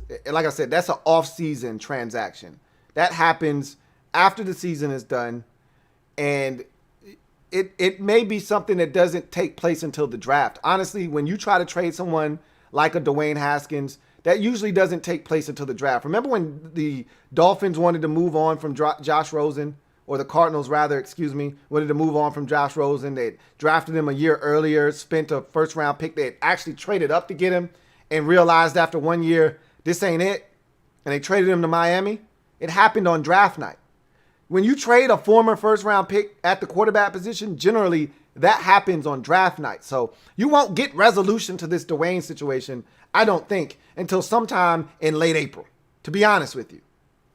But we'll see, because there aren't any mini camps or anything that he'll be missing. That stuff doesn't take place until after the draft. So there's no urgency to get a deal done, to trade for a guy. The draft spurs deals. You've ever heard the saying, deadline spur action? Well, the draft, to me, spurs deals. It pushes teams to do things. And I think Dwayne is a guy that you'll see potentially moved at the draft in day number 2, more likely than not. Day 2 or day 3.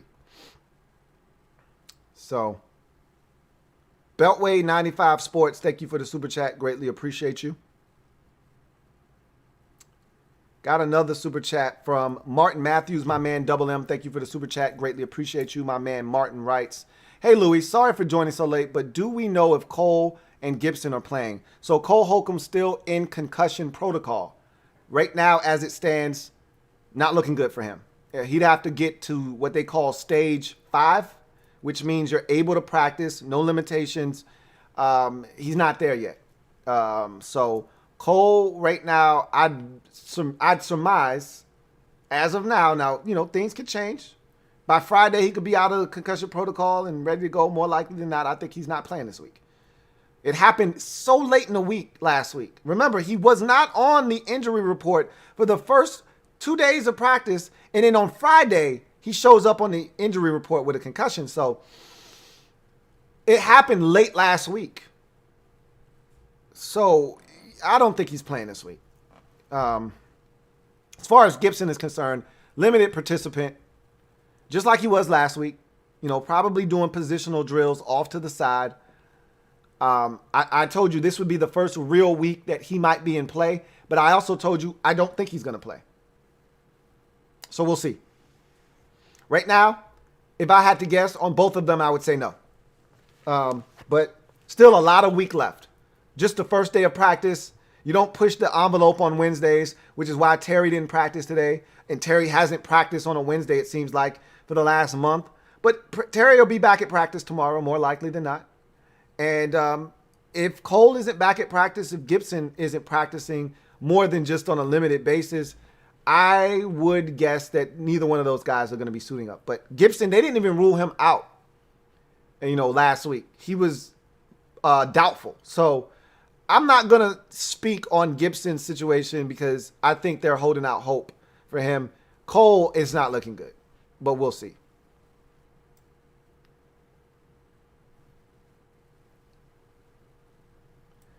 Got another super chat. This one is from My man, Burgundy Fly Guy. Oh, man, BFG. Where you been at, man? I know you've been out there working hard, getting that bread, man. So it's just always good to hear from you. Whenever, however, it's always good to hear from you. And glad to know you're okay, too. You know, sometimes when people go on these sabbaticals, you're not really sure if life came at them hard or what happened. It's just good to know you're okay, man. Glad to hear from you. My man, Burgundy Fly Guy, writes, happy holidays, brother. Likewise, same to you. Great job on your body of work for 2020. The year was hell, but you were a constant inspiration throughout. Thank you. That means a lot coming from you, BFG, man. Always a pleasure talking to you. And you're right. This year has been hell. On this team in particular. It started in the offseason with a bunch of nonsense. We thought we were getting rid of Snyder. First of all, it started with we finally got rid of Bruce. Finally got rid of Bruce. Then we hired Ron Rivera. And then, so 2020 getting off to this rousing start. Yeah! And I think Bruce might have even been at the tail end of 2019, whatever the case may be. Got off to a bang. Got off to a rousing start. We finally got rid of Bruce. You hire Rivera. We're excited. Pandemonium. Then we think we're getting rid of Dan too. And then we get the whole name change. And that happened so quickly. So quickly. It's amazing how that whole thing kind of came together. You hire Ron. We go through the whole free agency process. We go through the whole draft process. Everything seems, normal from that standpoint. COVID hits, where there are no OTAs, no minis, any of that stuff. Everything's virtual. We get to the summertime, and we don't know if we're going to have, training camp, if we're going to have a regular NFL season, and then the name change stuff hits. And then, boom, name's gone. We think we can get rid of Dan. He's not going any damn where. You get to the season, Ron's got cancer. Well, goddamn, what else could go wrong? God damn it. But you win your first game. Everyone gets excited. Their expectations for the season go through the roof. Week 1's win versus Philadelphia, I told you, was built in to my 7-9 prediction. But some of you, after that win, you went from 5-10 or 5-11, 6-10 to now 10-6. And then we lost. And we lost again. And again. And again. Dwayne gets benched. Alex comes in because Kyle Allen gets hurt, and he's awful. And when I say awful, one of the worst halves of football these eyes have ever seen from an offensive standpoint. We couldn't even move the football 5 yards. It was atrocious. Aaron Donald had 4 sacks. A linebacker named Reeder had 4 sacks. It was insane. And after all of that, I kept preaching patience, Ron's plan, and hey, we're not as bad as you think. Everybody thought the offensive line was trash and that our team was horrible. And I even heard people say, this team is worse than last year's team. What? What? Are you serious? This team? Last year's team? You gotta be kidding me. You can't be serious. Then there was the talk of Chase Young is overrated. Really? You don't say. Okay. That's a hot take. Chase Young's overrated. Okay. So then you get past all of that. You win against Dallas going into your bye week. You're 2-5. You feel good. You let one slip against the Giants, but whatever. You get them next time. You get them off the bye, right? You lose to the Giants and you lose Kyle Allen. You're now 2-6. And I'm telling you, I thought the season was over at that point. I threw in the towel. I had been the voice of reason and the voice of, hey, there's still hope. And when we lost that game and we lost Kyle Allen and Alex Smith had to come in, that was it for me. Alex comes in, lights it up in the second half. That's a mirage. We know who Alex Smith really is. We play the next week against Detroit. Alex brings us back after trailing 24-3. And I'm like, wait a minute. Maybe this offense fits Alex well. No. We lost that game. And the real Alex came back after that. Nickel and dime, dink and dunk, manage the game. That's fine. That's who he is. He's too late in the game to change his stripes now. But get a win against Cincinnati. Get another win against Dallas. Get another win against San Francisco or Pittsburgh and then San Francisco. Look at that. We beat the Steelers, the undefeated Steelers. Here we come. Everybody's jumping on board. Do you see that Washington defense? Did you see that Washington defense? Chase Young doesn't stink anymore. You beat San Francisco, but Alex gets injured. Dwayne doesn't look good, and you're like, uh-oh. You get to week 15 against Seattle, a winnable game. Dwayne has to start. You think he's going to throw up all over himself, and he doesn't. It's not pretty. We should have won the game. He turned it over twice, but he didn't regurgitate all over himself. He gave us a shot. Now you're like, hey, if Dwayne has to play, it's not going to be that bad. And then Dwayne goes out and does this, and now you're saying to yourself, oh, my God. Oh, by the way, Daniel Snyder just came out, $1.6 million settlement in a sexual harassment suit that got uncovered. And you're like, whoa, here we are fighting for the division, and you got to deal with Daniel Snyder's shit. As always, as a fan, you always got to deal with Daniel Snyder's shit. And now Dwayne's throwing some extra shit on top of the shit that you already got to deal with. And, oh, by the way, hey, there's the division right there. There's the finish line. Just got to cross it. That's the season. That's 2020 in a nutshell for us. It's been crazy. Head spinning. Minority owners fighting. The chief owner over selling the team, trying to push him out. You got lawsuits over here and over there and over here. It's crazy. Only in Washington. But as my man BFG so eloquently pointed out, I've been here for all of it. Because I'm a glutton for punishment. So we've been on this roller coaster together this entire time. And as I've told you many a times, I'm not getting off. Okay? I've been on this roller coaster for long enough to know that it's probably not going to end anytime soon, but I'm buckled in. Just like I told you guys earlier in the season when you were ready to quit on Ron. If you want to get out of the car, get out of the car.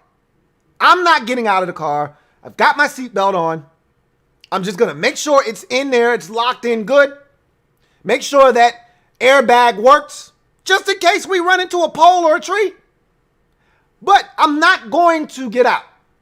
Wherever this ride goes, I'm going to be along for it. And wherever Ron takes me, I'm going to go. I hope he doesn't crash, but I'm going to put my seatbelt on so that if he does crash, I don't go flying through the windshield. A month and a half later, here we are, 6-8 from 2-7, and we got a chance to win the division. And we're dealing with all this ancillary stuff. But at the end of the day, what matters most, and Ron tried to convey this at his presser, this is what's interesting. The Dwayne situation, that's what's interesting. What's important is the game on Sunday. And that's what I've been trying to convey to the fan base. What's interesting is this Dwayne situation. And for some of you, the Dan situation. I don't get tied up in the Dan situation because I still don't think he's going anywhere. So I don't even worry about that. I got my hopes up earlier this year when I thought it was a chance for us to get him the hell out of here with the Post article. And then when it came out and it was nothing like we had heard, I said, this isn't nearly enough to get him out of here. Nearly enough. I'm done. I'm not doing that no more. That was one of the most emotional roller coasters. And I've been through a ton of emotional roller coasters with this team. I thought we might have just done it. It being getting rid of the disease that has caused this fan base, this organization, this once prestigious, beloved organization to crumble and cripple to its knees. We thought we had rid ourselves of the sheer disease that had brought us down to one of the laughing stocks of the league. And honestly, of professional American sports.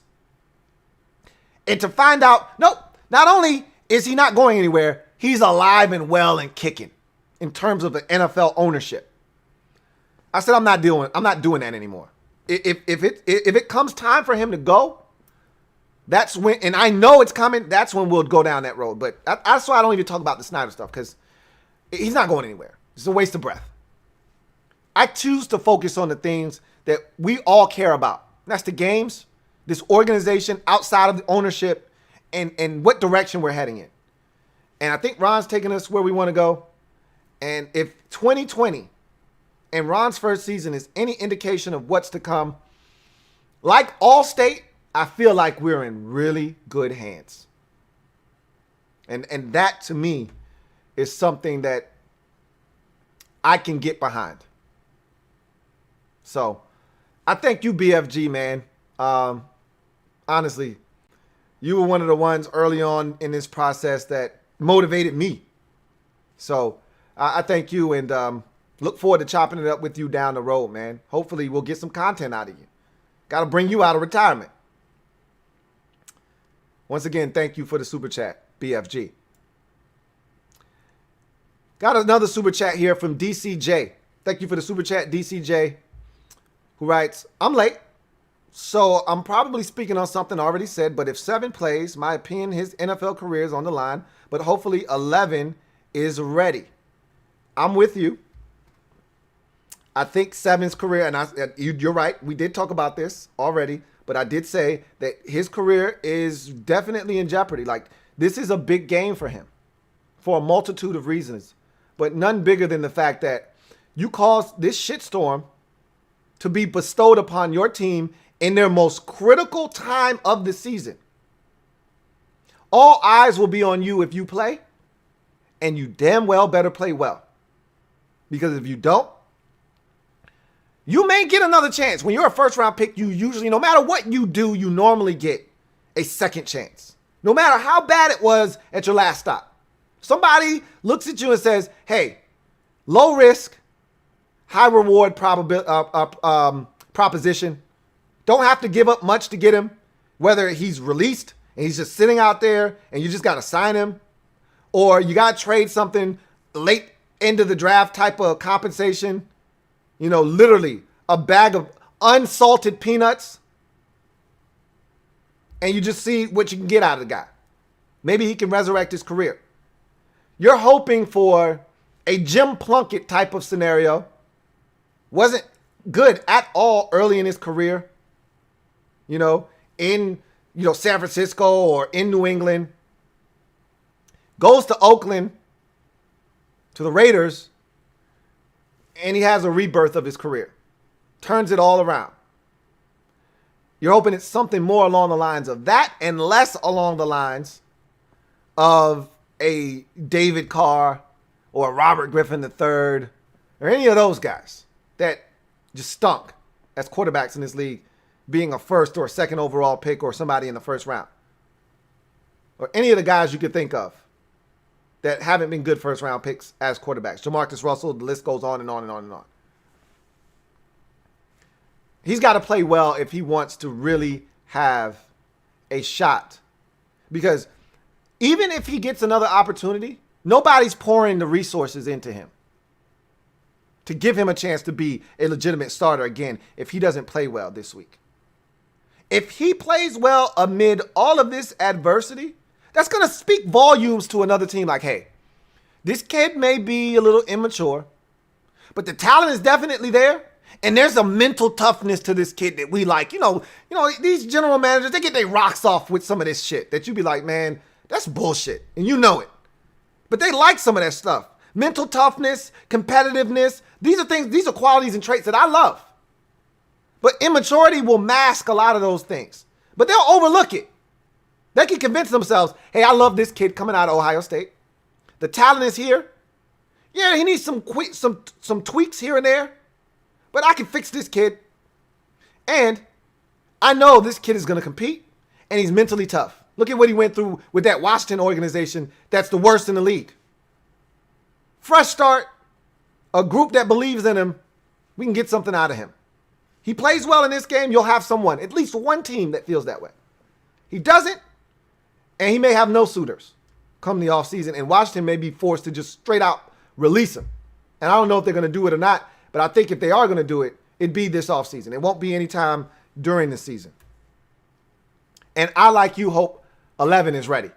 That's the biggest hope of the week, is that Alex can go. I'm not positive about that, though. RJ Enigma. Double up. Thank you for doubling up, RJ Enigma. Greatly appreciate you. RJ Enigma writes, hey, Louie. Remember you said if we win the division, you would sing Hail to the Redskins, but I would accept Hail to Washington. I think I remember saying that. I thought it was if we... I'd have to go back in the archives. I thought it was if we had a top 5 pick, I would sing it. Because so many people thought we were going to have a top 5 pick, and I didn't believe it. I might have said that. I don't mind singing it if we win the division. I do remember saying that I was going to scope every person that was saying we weren't going to win. I'm not going to do that. I'm going to be so excited. I'm not going to be worried about being negative and petty. I'm going to be so excited. I'm not looking to call out people that didn't believe, because at one point I didn't believe. At 2-7 with no Kyle Allen, I didn't believe. I just told everybody, and even when that happened, I told everybody we're not going to have a top 5 pick. But even then, it started to cross my mind. Maybe we might have a top 5 pick. If Alex has to play, maybe we will have a top 5 pick. We just got swept by the Giants. We're 2-6. We stink. Who the hell are we going to beat with Alex Smith at quarterback? So at one point, I didn't believe. So if I did say that, and I do remember saying something about singing Hail to the Redskins, I don't remember what it was for, like what I would do it because of. But at the end of the day, I wouldn't mind singing it. But I thought it was for something negative, like we had a top 5 pick or something like that. But nonetheless, thank you for that super chat, Enigma RJ. Yeah. Robert Parrish. Double up. Thank you for doubling up, Robert Parrish. Greatly appreciate you. The Chief writes, would you take a wide receiver with a high pick or go with a free agent? Keep bringing the quality content, best on YouTube. Thank you, Robert Parrish. Greatly appreciate you. As far as receiver is concerned, Ron is already subtly implied. Okay, take it for what it's worth. And when you in these situations, you got to start connecting dots. Dot last year, they went after Amari Cooper hard. Okay, offered that man $110 million. Okay, so needless to say, they wanted a veteran, still going into the prime of his career, so young but veteran wide receiver to add to this group that was relatively young and still is. Ron said in the press conference, he implied, hypothetically, what if we wanted to add a veteran wide receiver after the season? He said that hypothetically, but he means it. He means it. He's not implying that hypothetically. He's telling you, we feel like we've got a young group of wide receivers. Very young. We don't have a veteran on this team at the receiver position to lead these young guys. We need one. And we could use an alpha to go next to Terry. Maybe he's a beta. Doesn't matter. We feel like we need a guy. So I don't think it's going to be, because we're already young at receiver, I don't see them adding another young receiver. When you've already got 5 guys with 3 years or less of experience going into next year. Steven Sims will be going into his third season. Terry McLaurin will be going into his third season. Kelvin Harmon will be going into his third season, but technically his second season because he didn't play this year. Isaiah Wright will be going into year 2. Antonio Gandy Golden will be going into year 2. But technically, it's still like a rookie season because he really didn't play this year. It's 5 receivers right there that have 3 or less years of experience under their belt. That's why they signed Dontrell Inman. They needed 1 veteran amongst this group. But it's the blind leading the blind when it comes to experience. They want to add a veteran. They want to add a veteran. I don't think they want to add yet another guy that is youthful, that doesn't really know. So I think you'll see a free agent come in here. I think they'll be willing to spend on a free agent. I don't see them investing a high-level pick at receiver unless one falls into their lap, similar to Dallas with CeeDee Lamb last year. They didn't expect CeeDee Lamb to be there. They didn't need CeeDee Lamb, but they was like, this is too much value to pass up, and so they took him. If we ended up in a situation like that, okay, and this is not happening. I'm aware of this, okay? But just throwing this out hypothetically, let's just say Jamar Chase falls. We're 19. We don't win a playoff game, but we win a division, and we get ousted in the first round. And Jamar Chase is sitting there at 19. He's not going to be. I understand this. He's not getting out of the top 10. He probably doesn't even make it out of the top 5. Definitely not making it out of the top 7. But let's just say he's sitting there at 19. They're not going to pass up on Jamar Chase. They're going to take him. But he's not going to be there. But you get where I'm going with this. If a guy that's and I'll give you a more realistic guy and name. Let's say Jalen Waddle, who broke his ankle for Alabama this year, who has first-round talent. But the broken ankle may push him down draft boards. We've seen it happen before. Guy gets an injury. Teams can't work him out. They're not comfortable pulling the trigger. The tape says he's a first-round talent, but you're not really sure about that, how quick he can get on the field and help you. So you may not be willing to pull the trigger on him. He's another one of these guys, Alabama receiver, that could easily go in the top 15. Probably should and probably still will. Let's say Washington is enamored with his speed. They want to stretch the football field vertically, don't think they've got a guy that can do that right now, and they look at Waddle as the guy that can do that for them. Perfect guy to pair with Terry in their minds. Well, who's to say they don't take him? I'm afraid that they're going to go out and sign Curtis Samuel. That's what I'm afraid of. I don't want any parts of him.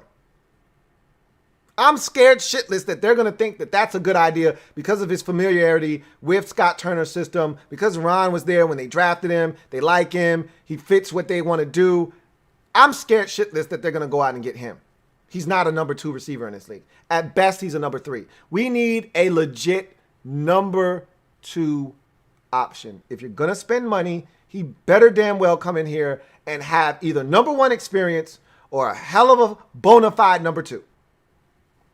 I will stand for nothing less. Anything less will be uncivilized. Thank you for the super chat, Robert Parrish. Got another one from Metaphor. Double up. Thank you for doubling up. Metaphor, greatly appreciate you. Who writes, Lou, if New York and Washington wins this week, the Eagles are eliminated. So let me stop you right there. Because if we win, the Eagles and Cowboys are both eliminated, no matter what the Giants do.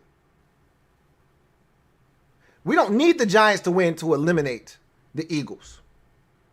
We win, and let's say the Giants win at 1.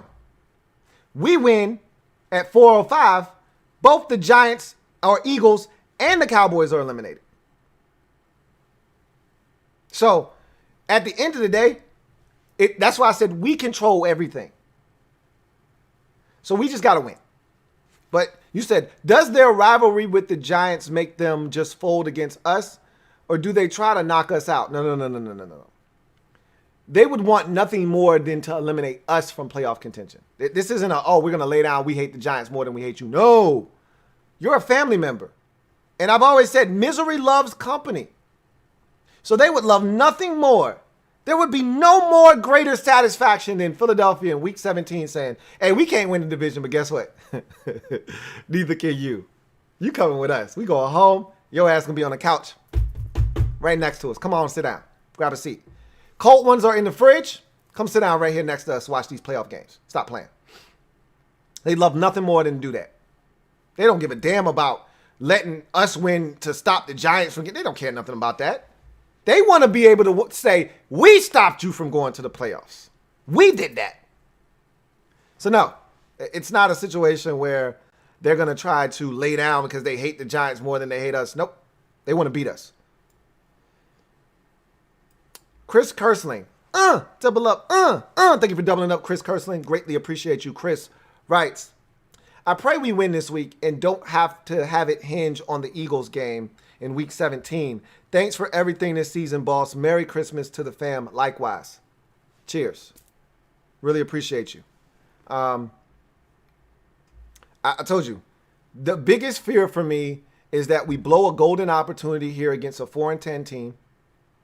And then it comes down to week 17 with a bunch of young players who haven't been in this position in this league that could potentially get tight in a game on the road, even though it won't be any fans, but on the road and against a divisional foe who would love nothing more than to not only beat you, but beat you to advance into the playoffs when they looked dead just a month ago with Carson Wentz at quarterback. They make the change and somehow are able to backdoor their way in. I wouldn't be able to live with the amount of yapping and gum flapping the Eagles fans would do. Of all the fan bases in this division, and there are a couple of Eagles fans out there that I truly, absolutely love. Okay? We can just sit down, chop it up, talk football. Those are my guys and gals out there. All right? I get down with them. But for the most part, Eagles fans are insufferable. They are obnoxious. Period. More so than Giants fans. You know what? The Giants fans in the division are the most courteous, studious, and downright friendly that I've met in this division. You get some Cowboys fans that come in, we them boys and all that. You're like, man, if you don't go sit your trash ass down somewhere, and you can't tell Cowboys fans nothing. But the Giants fans, it's the reason why I've never had a problem. I hate their ownership with a passion because they were the reason we got the salary cap penalty. I can't stand the Maras. However, their fans, that's why I never have a problem with the Giants winning a Super Bowl. If you ask me, if we're not going to win it and somebody in our division has to win it, let it be the Giants. Go ahead. Y'all go ahead and take care of business. Never had a Giants problem. Fans are always great. It's Eagles fans that really get under my skin. So, I would hate to have the Eagles insert Jalen Hurts and come back and win this division and do it by beating us in week 17. We'd never hear the end of it.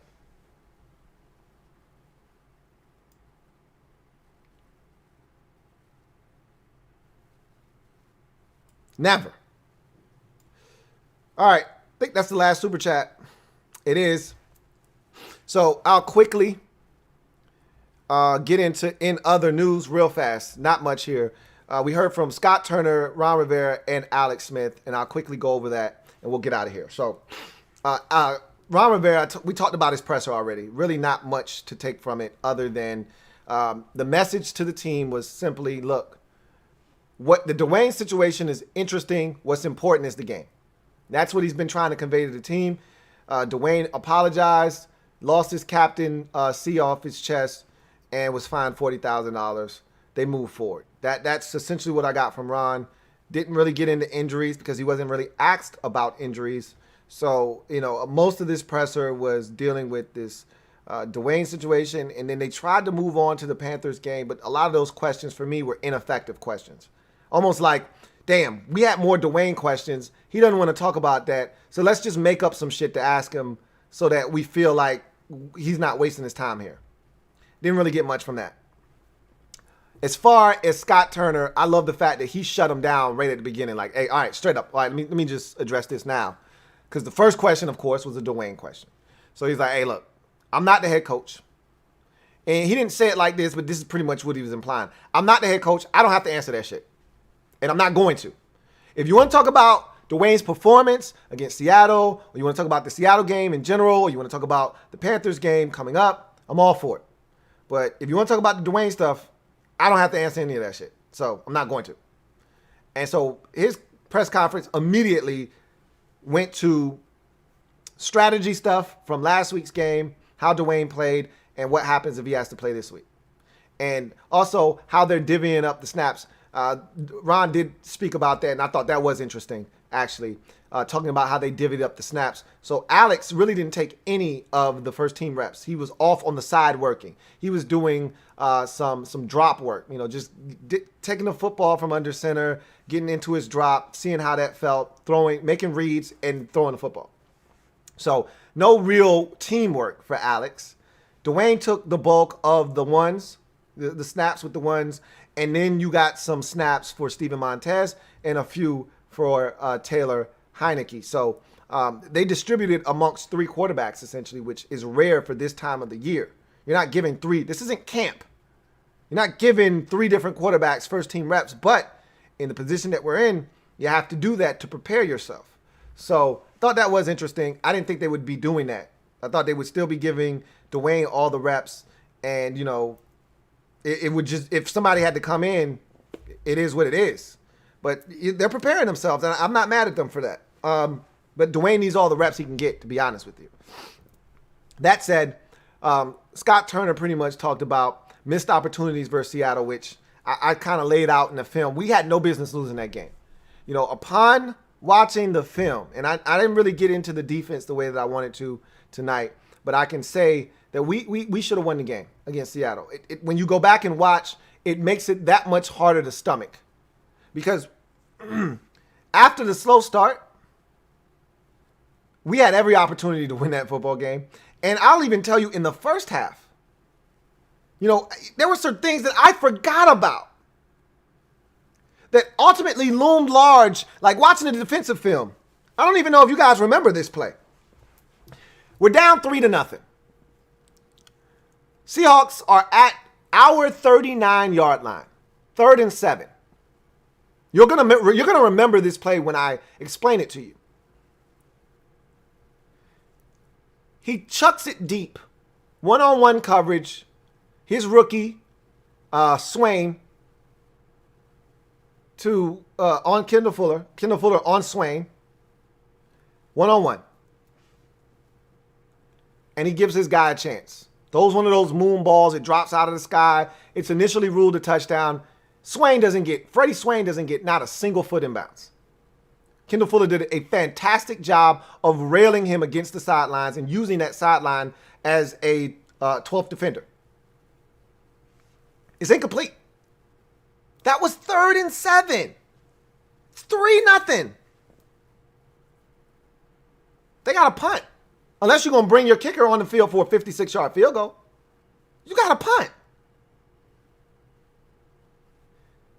Jimmy Moreland lines up offsides. How the hell do you line up offsides as a damn cornerback? God damn, Jimmy. Seriously, bro? Even if they didn't convert 3rd and 2 from the 34, that's a field goal. 51 is different than 56. Of course, they converted the 3rd and 2, got a lot closer, and then kicked the field goal. 6-0. You know how big of a difference? It doesn't sound like much. Even with Dustin Hopkins missing and us not converting the 2-point conversion, if they don't get that, and who knows what happens, they punt the football, it's down at the 2. We don't know. Dwayne gets a safety, gets sacked for a safety. Dwayne throws an interception, it's a pick 6. Or we just punt 3 and out, and they get great field position and they get the points anyway. Or, this is crazy, but it could have happened. We get 3 first downs and punt the football, and now they're backed up at their own 15, and they got to do it all over again. And they never get those points. That's a possibility too. So what the score would have been, and again, we don't know how the game would have gone. I'm just looking at it, how it happened. They don't get that field goal. At the end of the game, when we're driving to take the lead, we only need a field goal. We could have won the game 18-17. Instead, Jimmy has that just unbelievable mistake. Or as a wise man or a guy once told me, a foobar. Gives up a free 5 when we would have been off the field. They ultimately get 3 out of that. The NFL, it's not hard, man. Don't beat yourself. Don't beat yourself. It's not hard. A lot of games are actually won because you didn't beat yourself. Most games are won because the other team lost rather than you actually won. Case in point, the San Francisco game a couple of weeks ago. We didn't actually go out and take that from San Francisco. They rather generously, and look, it's that time of the year, they donated that game to us. That pick 6 was needed. We won by 8. Without it, they've got a chance late in the game to kick a field goal and beat us. That pick 6 was donated. Here you go. We don't think we can do anything this year. We're dead last in our division. We got nothing going for us. All our guys are hurt. Here, you take this. We can't do anything with it. Treasure this L. It may help you. What did we do this week? We said, hey, we know you're in a tight divisional race with the Rams. They've already beaten you once. Here, take this L. It may help you. It may benefit you. Go win your division. Go do something great with that. We don't know what to do with that L, with that dub. Just don't lose the game. It's the reason I said all we needed was one turnover in the game. What did we get? One turnover. If we didn't turn it over ourselves. Well, we turned it over twice. That's loser football. Anyway, Alex Smith stepped to the podium. And he pretty much said, I'm doing everything I can to play this week. Sounds good, Alex. We appreciate that. We really do. But it's not really up to Alex. It's really his body that's going to say, hey, bro, you can go today. Or, nah, kind of feeling a little tight. We'll sit this one out again. I'm going to be honest with you. I don't think Alex is playing this week. I don't. Think he wants to play. I don't think he's going to play. And so I think we're going to be relying on Dwayne Haskins again this week. A bigger issue would be if Antonio Gibson cannot play. Because no matter who's at quarterback, if he plays, I think it changes how we approach the game. If he doesn't, you might see Dwayne throwing it 55 times again. I don't know. I wish somebody would ask Scott Turner about that. You know, hey, Scott, why does it take you so long to give Peyton Barber the football when we get inside the 2-yard line? That's a really good question. I would love someone to ask him that. Peyton Barber's undefeated in 3rd and 4th and short this season. Why does it take you 3, 4, 6 times before you give it to him? Hey, why didn't you run the football? Was that even an option? With 1:15 to go, 2nd and 10 from the Seahawks 23-yard line with all 3 timeouts? Was running the football a consideration there on 2nd and 10? Because you had all your timeouts. Time wasn't a factor. You really needed to get the first down. They were looking for the pass, spread them out, running out of the gun. Was that an option, Scott? I damn sure would have asked his ass. Would love to hear his response. Nobody asked him that. So, anyway, that's going to do it for me, your man, Louie T. I thank you guys for joining me. Can't begin to tell you guys how much I really do appreciate all the support. Looking forward to chopping it up with you guys one final time this week before Christmas, which is tomorrow. We will have a breakdown of the keys to the game for Seattle. We'll hear from Ron again. More likely than not, we'll hear from Jack Del Rio as well. And we'll go from there, you know. And I'll give you my prediction for the game. Hopefully, we'll know more about Antonio Gibson's status. How about AGG? Is he playing this week? Probably not. I've kind of given up on that. We'll hear from, hopefully we'll hear about Alex's status a little bit more. We'll know if he practiced.